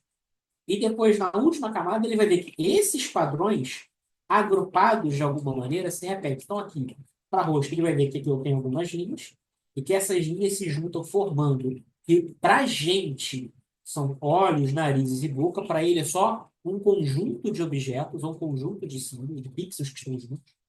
E a gente sabe que alguns conjuntos desses, dois olhos, um nariz e boca, nessa pronúncia, fazem o rosto. Para a gente é olho, nariz e boca. Para ele é só conjunto 1, conjunto 2, conjunto 3, conjunto 4. Nessa posição é esse objeto. Então ele começa a extrair, entender features que não existiam. Para a gente, essas features têm nome. Ele nem tem nome, mas ele sabe que tem alguma coisa que junta, que esse aqui também tem, que esse aqui também tem, que são parecidos, e quando essas duas aqui com aquela outra se juntam, formam uma outra coisa, que para a gente é o carro, e para ele é alguma outra coisa que se associa a palavra carro no final, elefante de cadeira. Então, essa CNN ela é uma arquitetura de rede neural que resolve o problema de tratamento de identificação de imagens. Existem outras arquiteturas, por exemplo, a rede neural recorrente, que acontece o seguinte: a saída dela entra de novo. Isso faz sentido para dados que são sequenciais. Que tipo de dado sequencial? Por exemplo, ação de valor, ação de de bolsa de valores. O valor de ação, ele depende do valor anterior. Então, ontem ele estava 5,50, agora está 5,60 ou está 5,10. Ele nunca vai sair dos 5 e vai para os 150 direto. Claro, há exceções, mas uma rede neural, uma rede recorrente, ela sempre trabalha com os valores anteriores. E ela é muito utilizada para texto também, para você trabalhar com texto. Por quê?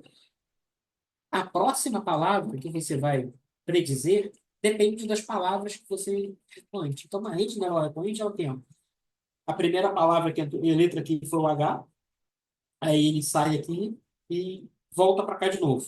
Aí entra o H e o próximo ali que é o R. Então, ele vai ver, ó, entrou, antes tinha entrado o H, agora entrou o E, então vai ser o R.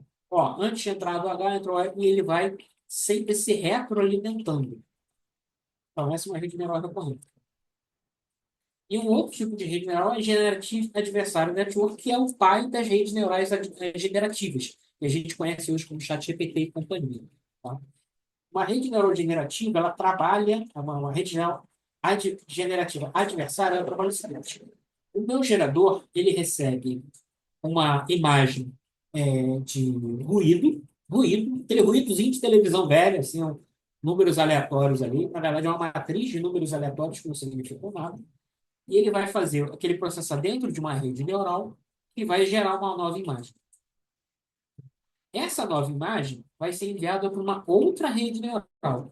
Essa rede neural é especialista não, ela está sendo treinada para identificar se a imagem que ela recebeu é uma imagem de verdade e falsa. Então, esse cara aqui, ele recebe um conjunto de imagens verdadeiras e as imagens que o gerador está recebendo. Aí esse cara ele fala assim, olha, recebi uma imagem aqui e ela é falsa. Só que, na verdade, a imagem que recebeu é verdadeira. Ele, opa, você errou. Aí ele, putz, eu tenho que melhorar. Então, a rede neural aquele cálculo de erro vai dizer, ó, você teve um erro e agora você vai recalcular. E, de vez em quando, ele recebe uma gerada daqui. Aí, quando ele recebe uma gerada daqui, ele vai dizer, essa é verdadeira. Eu falei, não, você errou. Essa, na verdade, é uma falsa. Ele, então eu vou ter que melhorar. Só que quando ele recebe daqui, essa saída daqui, volta para cá e fala assim, olha, o que você fez estava certo, porque você fez e o discriminador lá achou que era verdadeiro, então está correto.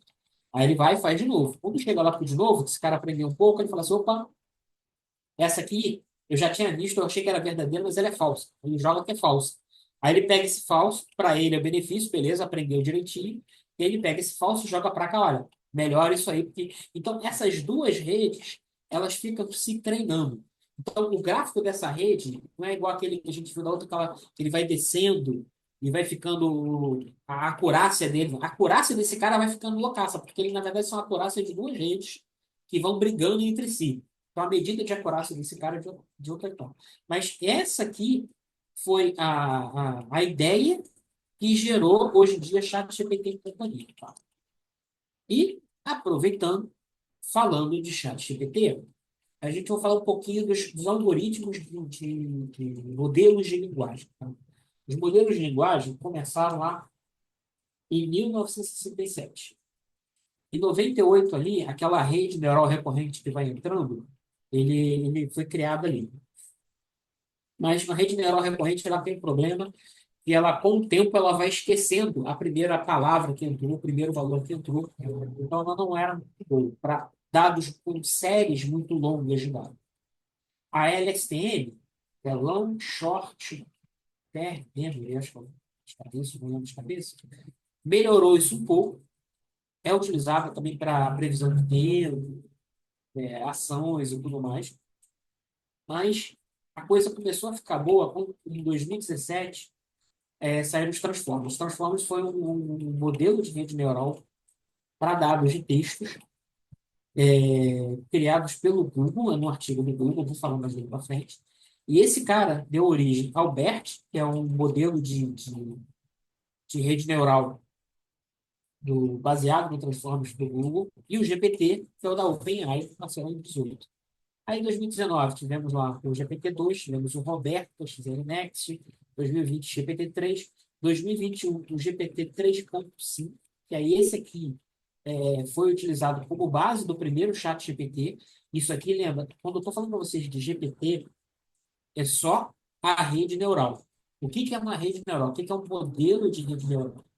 Lembra que você tem ali a estrutura dos neurônios, aquela arquitetura, quantas camadas tem, e para cada camada, para cada neurônio, os pesos. Então, um modelo de IA, um modelo de inteligência artificial, sempre que você ouvir falar, alguém fala modelo de inteligência artificial, no conceito de rede neural, é o, a estrutura da rede neural, a arquitetura, a estrutura, e os pesos que foi aprendido. Tá?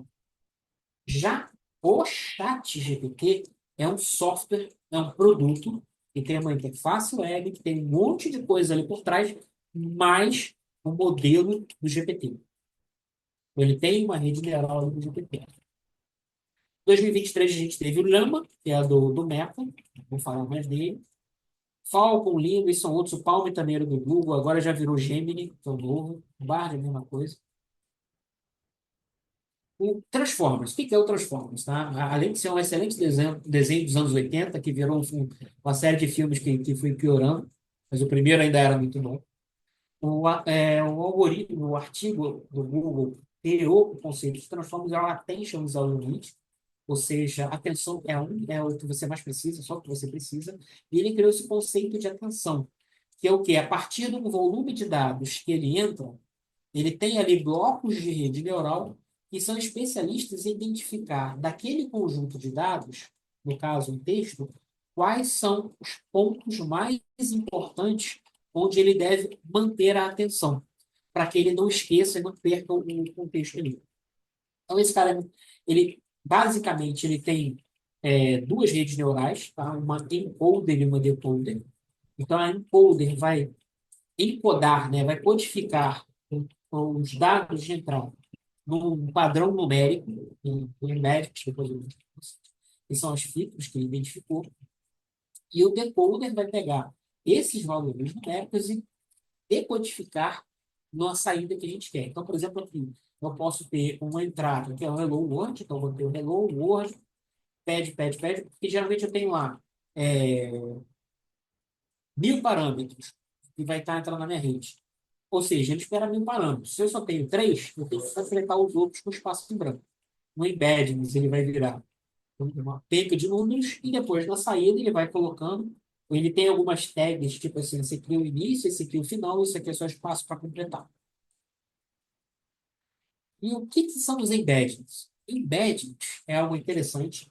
Mais para frente, se Deus quiser, eu devo dar uma outra palestra que eu vou pegar um pouco mais disso, com detalhe, mas nada mais é do que converter palavras, ou áudios, ou imagens, vídeos, em vetores numéricos. Tá? E é feito um treinamento que meio que identifica esses word embeddings aqui, esses embeddings. E como esses embeddings ele começa a identificar, por exemplo, que a palavra dog e puppy, a partir do texto, ele acaba criando vetores que são próximos, que são palavras que têm conceitos parecidos. Mesma coisa, homem e mulher, são conceitos parecidos. Tá? Diferente, por exemplo, de house. E, por exemplo, cat, ele está mais próximo de dog e puppy do que casa. Porque ele não é tão próximo de dog como puppy, mas ele ainda é um animal de estimação, então ele tende a ficar próximo ainda. E tem outras características também de vetores. Se eu pegar o vetor king do embedded, subtrair do vetor name e somar com o vetor one, ele vai me dar um vetor que é parecido da palavra queen. Então, embeddings, o treinamento de embeddings que é feito é um treinamento de rede neural que ele consegue identificar essas particularidades da língua, seja inglesa, portuguesa e tal, das palavras, transformando eles em números, tá? Transformando em vetores que ele possa processar. Então, quando você passa o teu texto para o ChatGPT, internamente ele converte esse texto para embeddings, pega esses embeddings, joga para a rede neural processa isso, depois ele vai gerar uma saída de embeddings e ele vai converter de novo esses embeddings para texto novamente. E como essa bagaça é treinada? Como é que isso é treinado para conseguir funcionar corretamente? Um volume absurdo de dados. No caso do GPT-3, tá? Por que eu estou falando do GPT-3 e não estou falando do GPT-4 ou do ChatGPT? Porque o GPT-3 tem artigo publicado científico na internet, tem artigo publicado em revista, tá? E quando você publica um artigo, você tem que dizer tudo que aquele artigo científico que você fez. O GPT-4 não tem artigo, porque a OpenAI fechou e é só para uso interno deles. Então, não está publicado o artigo, você não pode usar. O GPT-3 ainda tem artigo publicado. Então, você tem uma hashtag na internet, 410 bilhões de palavras. Textos do Reddit, que tiveram mais três ali de votação, pelo menos 19 bilhões de palavras. Livros, que são de domínio público, tem um com 12 e outro bloco com 12. Wikipedia, 13 bilhões de palavras. E comparando entre o primeiro GPT, o Transformers, o BERT, tudo, o GPT-3, o volume de bilhões de parâmetros foram aproximadamente 45 terabytes de dados de texto para treinar o GPT-3. Hoje em dia, a gente tem os principais modelos de LLM que a gente tem, o GPT-4, ChatGPT, GPT-4, tem o Omni 1 agora, que mais focando mais nesse cara, o Gemini do Google, o Llama, que é da OpenAI, que é do open source, o, o DeepSeek, né, que saiu há pouquíssimo tempo, foi notícia em tudo, no Fantástico, na internet, Jornal da Globo, Bom Dia Brasil, tudo que foi notícia, o DeepSeek, vou falar dele. E o Cloud Next, que não é muito conhecido, mas a galera de programação acaba conhecendo muito, porque ele tem algumas ferramentas, a empresa, né, tem algumas ferramentas para você poder utilizar ele, tipo um Copilot da vida. O Copilot, se não me engano, usa o GPT-4. Esses modelos aqui, tá?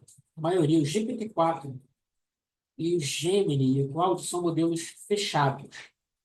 O Llama e o DeepSeek são modelos open source. O que é open source? São modelos que eu posso baixar à vontade. Então, aqui tem algumas listas de outros modelos open source não muito comuns, tá? Não muito conhecidos. Tipo, tem o Blue. Mistral, ele é muito conhecido, tanto o Mistral e o Falcon, que são modelos, acho que são de instituições de pesquisa. Llama, que é o da Meta, do Facebook. Você tem ali no WhatsApp, quando você está usando o WhatsApp, tem aquele bolinho ali que você pode conversar com ele ali. Ele é o Llama, e o Llama é legal que ele é open source, você pode baixar e rodar. Veremos isso. O Phi 3, que é o da Microsoft, agora já tem até o Phi 4. Eu tenho meus pés atrás. O Dolly do Databricks, nunca cheguei a utilizar. O GPT-4 tem esperança que isso aqui monte, mas ainda não vou. Onde é que eu encontro esses modelos? Existe um site chamado Hugging Face, que é um site de modelos de inteligência artificial. Não modelos, assim, ele é uma instituição, uma empresa, que trabalha com inteligência artificial direto. Mas ele trabalha com o quê? Você vai ter modelos, datasets, conjuntos de dados, como aquele dataset do Titanic, você tem dataset e outras empresas publicam, por exemplo, eu já vi, não aqui, mas já vi em outro, por exemplo, uma challenge, igual teve aquela da Imaginet, eu já vi uma challenge da Porto Seguro, com prêmios em dinheiro. Se você chegasse e batesse lá um valor, você poderia ganhar US$ 10.000 lá. Tem um site chamado Kaggle que tem esses prêmios. Mas o Hugging Face, ele não é para isso, para essas challenges. Eles é para você compartilhar conjuntos de dados, compartilhar modelos. Ele tem serviço para execução dos modelos na nuvem dele. Ele tem serviço para você poder treinar os modelos na nuvem. Você pode fazer o treinamento, pode fazer inferência. Então, você pode inferir lá. Mas o principal, que o pessoal mais utiliza no geral, é o catálogo de modelos open source que você pode baixar. Então, se você entra lá, vai ver que, cara, o que é o DeepSeek já está ali. Você pode baixar o DeepSeek para usar na sua máquina. Então, ele é um repositório de modelos, ele tem bibliotecas também, como Transformers e Pipeline, ele tem bibliotecas em Python para você poder utilizar. Curadoria de dataset, parte de treinamento e inferência, colaboração, que você pode criar uma equipezinha para trabalhar ali dentro dos projetos, principalmente na parte de treinamento. Então, você consegue abrir aqui o site que já vai ter completamente diferente do dia que eu tirei, tá? Isso aqui muda dia a dia. Se você filtrar aqui por geração de texto, você vai ver os principais de geração de texto do LLM. Aí você pode soltar, mas eu tenho aqui alguns exemplos que eu te deixar aqui. Por exemplo, Code Generation, são os geradores de código. Pô, eu estou usando aqui para ajudar a gerar código na minha empresa. Tá. Ele já tem alguns modelos. Você já tem o DeepSeek Fine Tune, né, ajustado para geração de código. Médicos, você tem o Llama 3 já ajustado para texto, né? Português do Brasil, né, o famoso PTBR. Então, se você quiser, eu quero usar um modelo para trabalhar com português no Brasil aqui, você já vai ter alguns modelos já Fine Tune, por exemplo, o Llama 2 com Fine Tune para PTBR. Se você clicar no modelo, ele vai te dar mais algumas explicações daquele modelo. Então, de acordo com o que você quer fazer, você consegue pesquisar nesse site modelos de LLM. Aqui eu estou falando especificamente de LLM, mas tem de imagem também, e outros tipos de modelo ali. A maioria você vai ter alguma informação, talvez o GitHub, é, dados do código, como é que foi feito para treinar o modelo, algumas informações. E falando especificamente do Llama, o Llama foi um modelo importante que saiu, porque ele foi disponibilizado por uma empresa grande, que é a Meta, né, que Facebook, disponibilizou gratuitamente, como open source, essa empresa. Ele tende a bater tanto com os principais ali, então você tem uma performance grande. Então, esse aqui não está comparado com o ChatGPT, porque o ChatGPT você tem problemas para fazer benchmark com ele. Tem a galera que faz benchmark com ele, né, faz comparativo com ele, só que para esses tipos de teste aqui, o cara está fazendo teste a nível de código e execução, carregar o modelo e executar. O ChatGPT não. O ChatGPT você está acessando a API do ChatGPT online e está rodando na máquina dele. Então, no final das contas, você não sabe o que está rodando lá por trás. Você não tem 100% de certeza se é o modelo. O pessoal faz o benchmark do serviço. O serviço do DeepSeek com o serviço do ChatGPT ali. Ele tem algumas coisas, por exemplo, esse lema guarde o de shield para segurança de uso responsável. E eu bati com isso de cara. Eu vou dar um exemplo. Eu estou trabalhando lá no INCA. Eu estou começando a usar os modelos. Assim, eu estou fazendo, entre aspas, ciência de dados, os dados dos pacientes do INCA. Lá, infelizmente, a gente tem softwares muito desatualizados, pesquisa. Então, a gente não é uma empresa que navega dinheiro. É um órgão de governo que depende de verba de governo, é tudo limitado. A gente não pode usar nuvem, porque nuvem é um serviço custoso e eu também não posso pegar e botar dados de paciente numa nuvem da Amazon. Não dá. Então, tudo roda dentro da infraestrutura do INCA. Então, a gente tem certas limitações. A gente não tem como montar uma cloud do nível da AWS dentro do INCA. Tá? Não é assim, nem é assim que o governo não dá verba, não. É custoso, um absurdo, é complicado de você fazer isso e fazer contrato com empresa civil. Eu estou falando isso do ponto de vista supercializado lá. Então, mas o, a dificuldade que você tem de fazer coisas nesse tipo de ambiente, com esses dados super sensíveis, que são dados de pacientes de câncer, é complicado. Mas a gente está fazendo, então eu estou fazendo alguns testes lá. E eu tenho, por exemplo, que o médico lá, quando vai preencher a evolução do paciente no dia a dia, ele preenche um campo de texto enorme lá. Ah, o cara teve tanto de febre, fez um tratamento X, tomou um medicamento, então, e é um campo de texto. Eu queria extrair essas informações para montar como se fosse uma planilha, um tabular, um banco de dados. E eu utilizei, falei, eu vou utilizar o Llama para fazer isso, porque o modelo da LLM serve para fazer isso. Na primeira que eu escrevi, ele me respondeu, não trabalho com dados de paciente médico, por normas de ética e tudo mais. Eu falei, putz, eu tive que ir mudando o prompt, dizendo mais informações do que eu estava fazendo para ele poder fazer o que eu queria. Por conta desse guard ou shield. Mesma coisa, se você perguntar sobre assassinatos, alguma coisa, bomba caseira, esse treinamento, aquele treinamento por reforço que eu falei lá atrás, tende a fechar esse projeto para assim, a saída do GPT para travar em segurança. Então, ele tem essas coisas que são legais. Assim, como ele é um modelo open source, eu posso rodar em qualquer lugar, inclusive na minha máquina. E ele tem uma janela de contexto grande, tokens, eu vou mostrar mais ou menos o que é o token para vocês, e melhoria em benchmarks. Tá? O que é o token? Quando a gente escreve um texto, na nossa cabeça são palavras e letras, e tem aqueles embeddings lá que eu mostrei para vocês como palavras. Mas internamente, na verdade, ele não usa a palavra, ele usa o que ele chama de token. E token é um conjunto de letras que para ele faz significado. Por exemplo, o H, o do O e o JS são dois tokens diferentes. O pela é um token inteiro. o man é um token e o nha é outro. Então, por quê? Porque esse nha aqui pode ser casinha, pode ser qualquer outra coisa. Moça, não, moça não tem mais. Qualquer outro, um cachaça, ou um chá, o cachaça vai estar aqui com HA, vai ser um token. O contrê é o encontrado. Então, assim, eu estou tentando adivinhar o que ele pensou, mas isso aqui não faz muito sentido para a gente. Faz sentido matematicamente para ele essa separação. E esse token é interessante porque ele tem custo. O custo do GPT é por token de entrada e por token de saída. Então, quando você vai utilizar um chat GPT na nuvem, via API da sua empresa, utilizar a inteligência deles, você tem noção que o custo é por token. E como é que eu faço assim para rodar o Llama? O Llama ele tem, na versão 3.1, ele vem em três sabores, né? Tem três tamanhos, 405 bilhões. Eu precisaria, isso aqui em memória de placa de vídeo.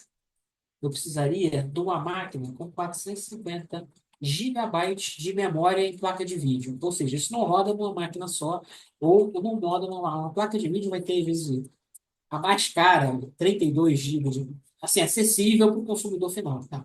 Para nível de empresa, você tem algumas placas de NVIDIA já prontas. Mas você não tem como rodar isso.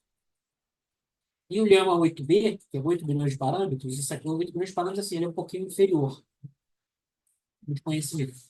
E precisa de uma placa de vídeo de 16 milhões de parâmetros, sem quantização. O que é quantização? É como se fosse uma compressão.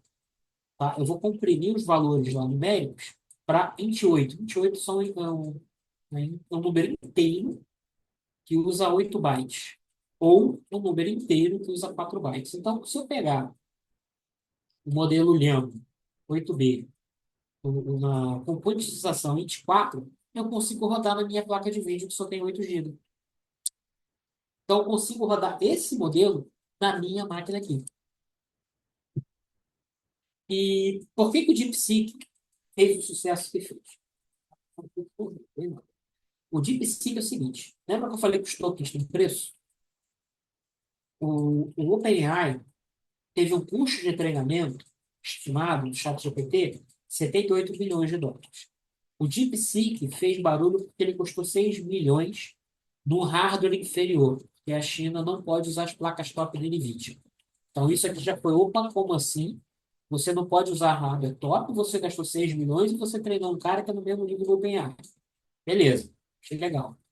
O custo do ChatGPT por bilhões de tokens é 10 dólares. O do OpenAI, ou do DeepSeek, é 28 centavos.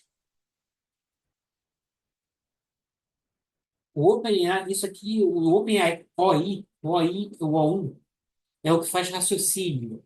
Isso aqui é só o texto, só o ChatGPT 4, 0, e o DeepSeek, que é o V3, que é só texto. Só textozinho, sem raciocínio. Com raciocínio, esse aqui custa 60 dólares.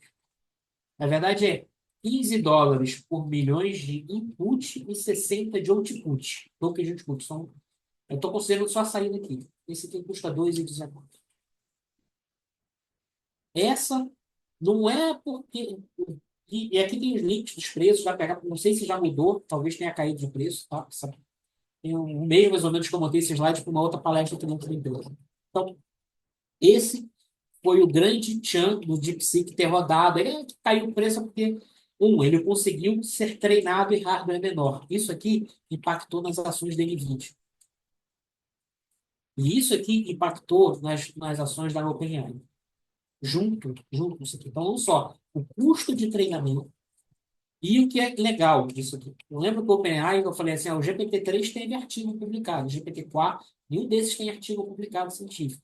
Esse cara tem artigo publicado científico, é disponibilizado para download, tá? E você pode baixar ele e rodar na sua máquina. Com um cara chamado Olhama. E vamos de demo de novo. Tá? O Olhama, o que que é? O Olhama é uma ferramenta, meio serviço, que você instala no seu computador e você pode rodar um modelo de linguagem ali na sua máquina. E você tem, inclusive, vários modelos. Eu vou pegar aqui o meu console. Todo mundo está vendo aí o console direitinho. E vou botar aqui o Olhama List. Eu já baixei alguns modelos aqui, que ele demora um pouquinho, né? Afinal de contas, são arquivos de 4 GB e tal. E eu vou pegar e vou botar para rodar aqui o Llama 3.2. Até acho que eu não preciso botar aqui, porque eu só tenho ele. Eu vou dar um bom dia. E ele está rodando na minha máquina. Então, eu posso pedir a ele, por favor, não pedir mandar, porque você vai ter que mandar. Query, código, Python, para analisar o data 72 sobre eventos do tipo ali.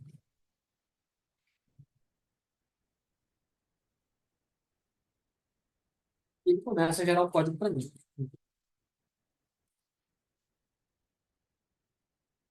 Abre o arquivo CSV, baixa o arquivo CSV, abre o arquivo CSV, idade, peso, sexo, fase, naufrágio. Claro, nem 100% isso aqui está correto. Ele está rodando isso aqui tudo de memória que ele foi do treinamento que ele sofreu. Mas ele consegue gerar um código para mim que eu consigo executar e depois ajustar. Sim. E quando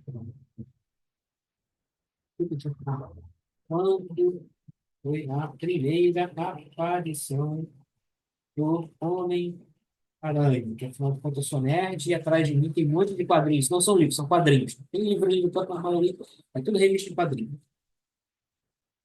Amazing Spider-Man número 15, na Marvel, ano 1962. Então, é um modelo de linguagem. Vamos poder sair aqui, programa. Isso. Vou fazer agora um testinho com o bendito do DeepSeek. Programa, programa, programa, programa, os pontos, 8B. Esse cara tem algo interessante.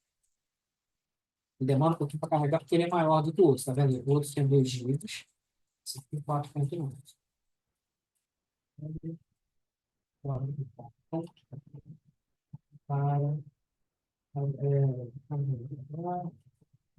sete sobrevivente.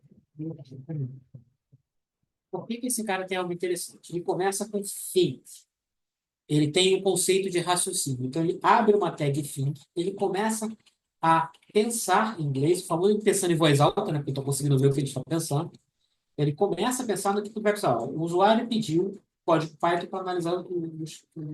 Deixa eu pensar aqui, passo por passo, vamos breakdown. Primeiro, eu preciso entender o que é esse dado. Padrão de dataset, vamos lá no table. Depois, eu preciso ver os passos necessários para performar isso. Provavelmente, com uma análise básica, listando os espaços franceseiros, idade, grupo, taxa de sobrevivência, por classe, gênero. Então, ele começa a pensar em tudo. E ele vai pensando. Tenho ler CSV, depois eu vou ter que ler o arquivo CSV e assumir que o nome dele seja distinguido.csv.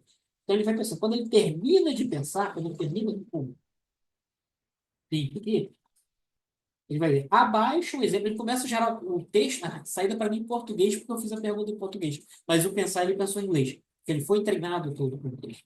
Aí ele começa a gerar o código, eu meter um comentário em japonês aqui, não. Normal. Não, chinês, né? Chinês. Ele começa a gerar um algoritmo direitinho, lendo os arquivos aqui, criando arquivos, dataset.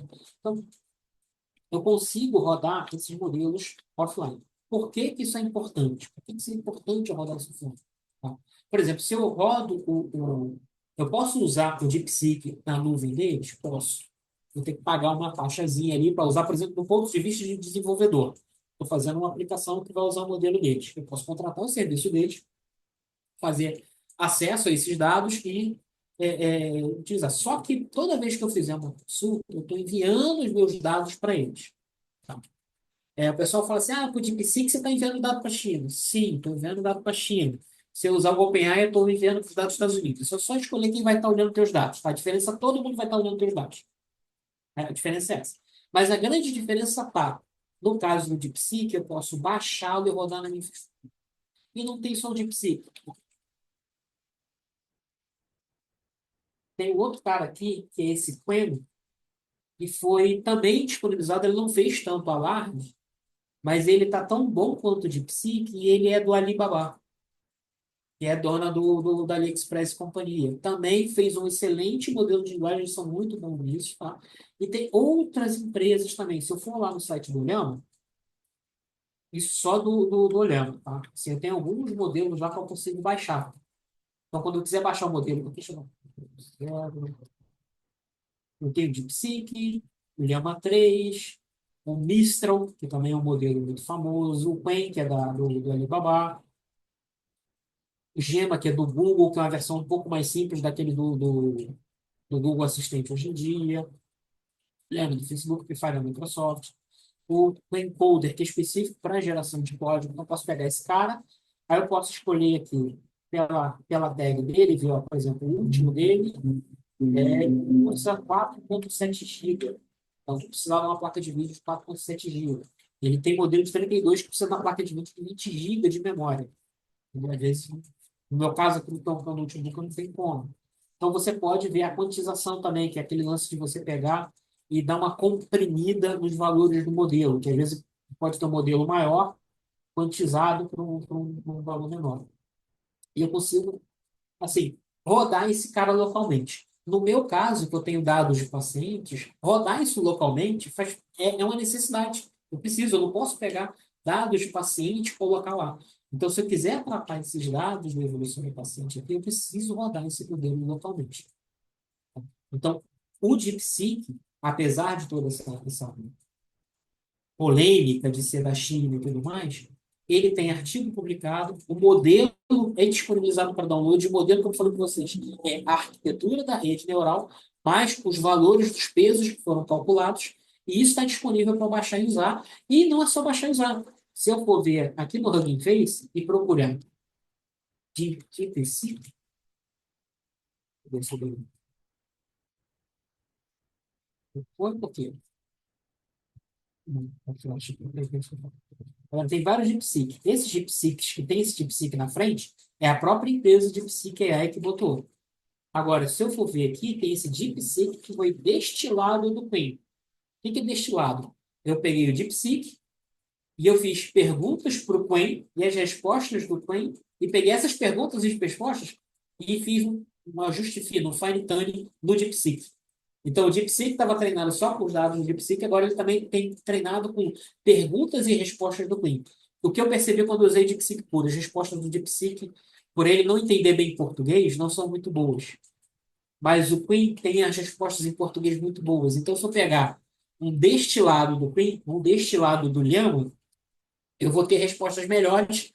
Só que ele tem, o DeepSeek R1, ele tem esse conceito do pensamento, que o chat GPT cobrava isso mais caro, e hoje em dia ele botou, se você entrar lá, acho que já tem o modelo A1, que ele fica naquele pensando, se você perguntar, aquilo era só a versão paga que tinha, agora a versão de graça.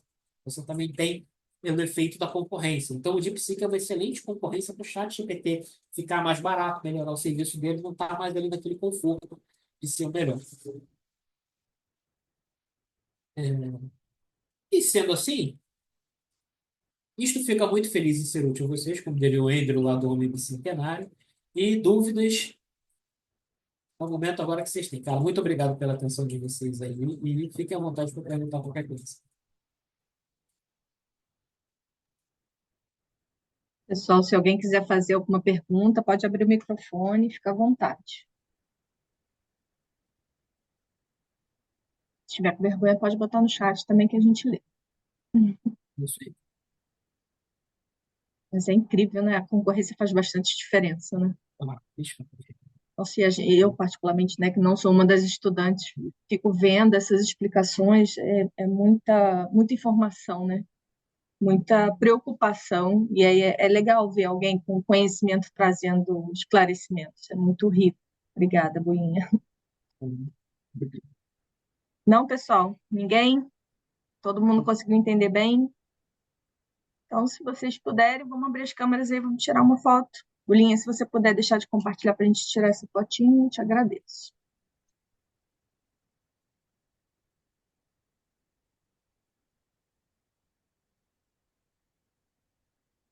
Deixa eu fechar aqui.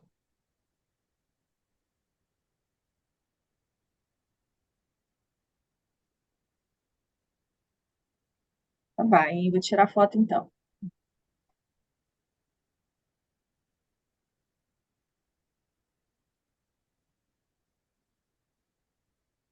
Então é isso. Bulinha, muito obrigada pelo seu tempo, obrigada pelos seus ensinamentos, por compartilhar, obrigada a todo mundo que estava aqui presente, que estava aí prestando atenção. Agradeço imensamente pelo sábado super rico, pelo aprendizado. Muito obrigada. Tem uma Sim, perguntinha gente, ali bom final de semana. do José ali. É, cara, estratégias para usar isso em educação, eu acho que tem algumas, tem até alguns órgãos de governo utilizando já isso aqui no Brasil. Eu não planejar, acho que São Paulo estava com planejamento para isso, mas é bem complicado utilizar isso em educação de maneira correta. Por exemplo, quando eu dou até no semestre passado, nas aulas de projeto aplicado lá da residência de software, eu falo para os alunos, usem chat GPT, usem essas ferramentas para vocês de análise de dados. Ajuda bastante, tá? Ele sabe fazer, o chat GPT sabe fazer análise de dados. Tá? Vocês viram eu pedindo ele gerar um código para fazer análise e tudo mais? Não faz. Mas, aprendam. E uma coisa que dá para fazer, que se Deus quiser na próxima palestra eu vou explicar, a parte de prompt. Você pode pedir ele para ser o seu professor. Você pode pedir o ChatGPT, atue como um professor de SQL, atue como um professor. Você pode chegar no ChatGPT, por favor, atue como um professor de SQL, de Excel, com foco de análise de dados, e me explique isso. Então, você sair utilizando, eu recomendo você sair utilizando depois que você souber. Você utilizar sem saber é muito complicado. Primeiro que você não sabe, por exemplo, eu tenho um exemplo, eu tive que fazer algumas análises aqui em R, numa linguagem que é extremamente difícil, eu nunca tinha trabalhado com Python. São parecidas, mas são complexas. Eu falei, cara, eu preciso fazer isso em R. Mas eu sabia o que pedir para ele fazer em R, quando ele não fazia isso, eu sabia eu corrigir. Não era assim, faz uma análise, não, eu quero fazer isso, os dados são esses, eu quero plotar no mapa do Brasil com esse conjunto de dados, assim, e fui dizendo exatamente como eu queria, e eu olhava o código e pedia ele para me explicar. Essa é a parte legal. Você pode pedir ele para te explicar e ele trabalhar como se fosse um tutor para você. Então, isso seria um jeito de você atuar isso na área de educação. Mas o que eu vejo hoje em dia é do tipo, vamos botar o chat GPT, faz a notícia, contrata, eu pego um dinheirinho aqui por baixo na porcaria do atravessador e pronto. Você não tem uma estratégia mesmo de como utilizar. O treinamento, por exemplo, professores teriam que aprender como utilizar. Exemplos que eu dei, assim, como criar um prompt, como preparar os alunos para utilizar isso. É como você pegar uma faculdade de engenharia, assim, não pode usar calculadora científica. Claro que os caras vão usar aquela calculadora mais cartuda que você consegue até programar. Entendeu? Não dá para o engenheiro fazer aquilo tudo de cabeça de cálculo. O cara sempre vai usar uma planilha de cálculo, alguma coisa ali no dia a dia. É uma ferramenta que ele tem que usar, tem que aprender. Tanto o professor quanto os alunos têm que aprender a utilizar. Tem que ser utilizado para agregar, não para substituir.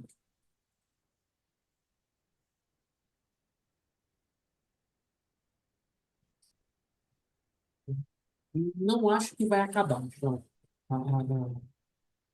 nada vai acabar. Desenvolvimento não vai acabar. Estava tendo uma conversa essa semana com os amigos, ela vai se transformar.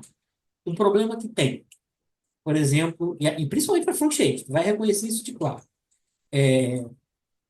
A IA, ela consegue gerar código para mim e ela conhece. E front-end, toda semana sai um framework de JavaScript novo. Então, toda semana ela não conhece esse framework, ela não sabe, ela não foi treinada para isso. A gente estava conversando justamente de linguagens. Estão aparecendo linguagens novas, resolvendo problemas novos, de paralelismo e tudo mais, e os modelos não reconhecem a linguagem. E não basta você jogar a documentação. Você tem que pegar milhões de exemplos e deixar para treinar. E nesse meio tempo, aquilo ali tem que ser utilizado. Então, o que ela não vai substituir. Mas um cara de front-end, um cara de back-end, desenvolvedor, tem que saber utilizar isso no dia a dia junto com ele. Porque a produtividade é muito bom. E para programador back-end, para programador front, analista de dados, tem uma ferramenta que eu não consegui botá-la para instalar aqui, chamado Open Interpreter. E ele usa um modelo de LLM, seja na nuvem ou local da sua máquina, mas que você consegue via chat operar o seu computador. Então você pode chegar para ela assim, troca o papel de parede, ele troca o papel de parede para você. Tá? Isso open source. Microsoft tem uma que ela está desenvolvendo mais cascuda, que monitora até a tela. Tem um cara jogando um Minecraft e ele conversa com um cara com um garoto jogando Minecraft. Mas esse tipo de ferramenta, eu posso chegar para ele, olha, abre esse arquivo Excel e faça uma análise para ele, plote o gráfico para mim, e ele abre, ele faz. Ele roda na sua máquina o modelo de ANN. Jonathan, perdão, eu não entendi a pergunta. Open Interpret.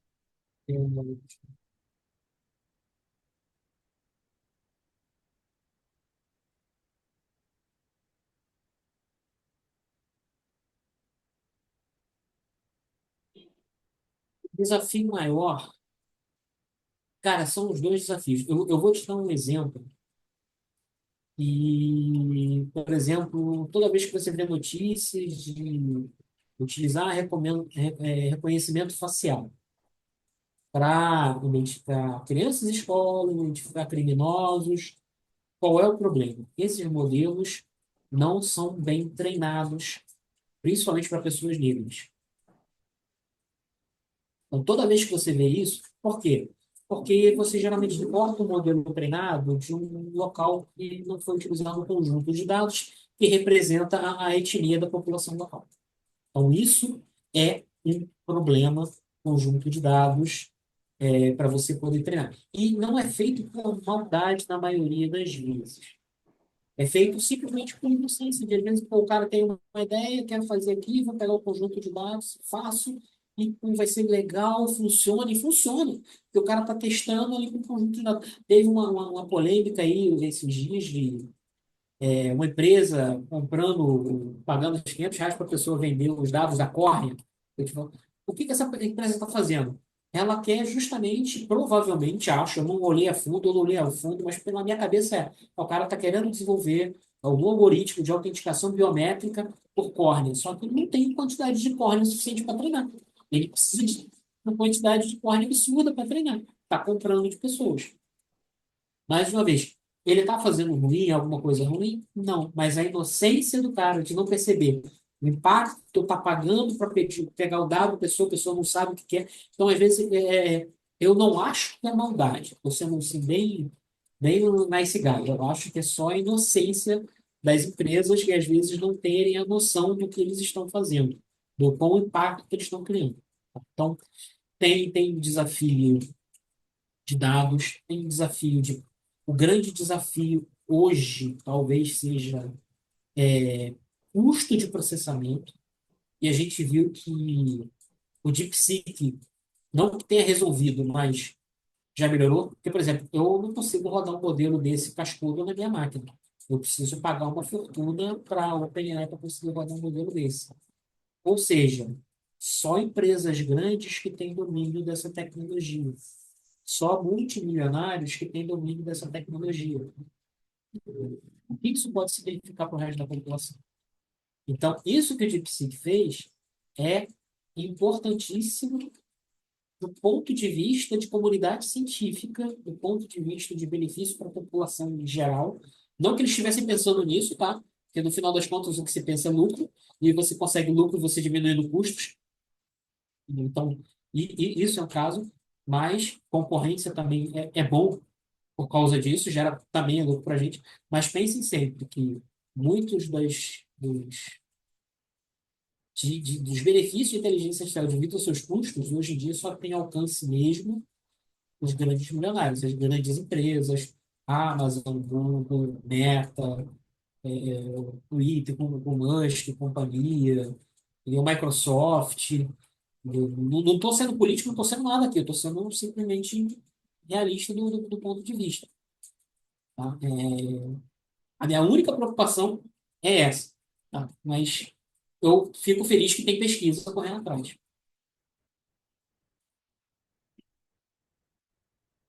Eu ainda não parei para ler o lance do Majorama com calma. Tá? Eu tô para ler, eu vi o lance que ele mencionou, mas eu tenho um pé atrás. De tudo que tem quântico no nome, não por causa da zoeira coach quânticos, mas por ser complexo, eu tive um professor no mestrado ali da LNCC, que ele é especialista em computação quântica, né, tem livros de computação quântica, um cara bem legal, e é uma coisa muito complexa. Então, melhorias nas IAs teremos rápidas, custo, tudo depende de custo. O problema que a gente tem é 90%, mais, sei lá, assim, a grande maioria dos chips são fabricados em Taiwan. A NVIDIA usa chip fabricado em Taiwan. Então, em Taiwan está num possível problema de guerra entre China e Estados Unidos. Eu acho que isso é mais impactante do que majorando para a evolução da IA. Mas, assim, vai influenciar? Vai. O quanto eu não sei ainda. Então, disponha. Isso fica muito feliz em ser útil. Pessoal, vocês já vão para a aula agora, que já está na hora, né? Fechou. Precisarem, depois eu vou te mandar esse material, Cecília, para ficar com você Sim, com aquele PDF, você pode estudar pessoal. Tem meus contatos lá, Gmail, LinkedIn, então, se quiserem adicionar para perguntar alguma coisa, conversar, fiquem à vontade, tá, gente? a gente compartilha com eles. Obrigada, Bolinha, mais uma vez. Tá? Obrigada, pessoal, pela presença de todos. Um bom final de semana. Bom final de Obrigado. semana, Boa Obrigado, final bom de gente. final de semana. semana, Tchauzinho. né, gente?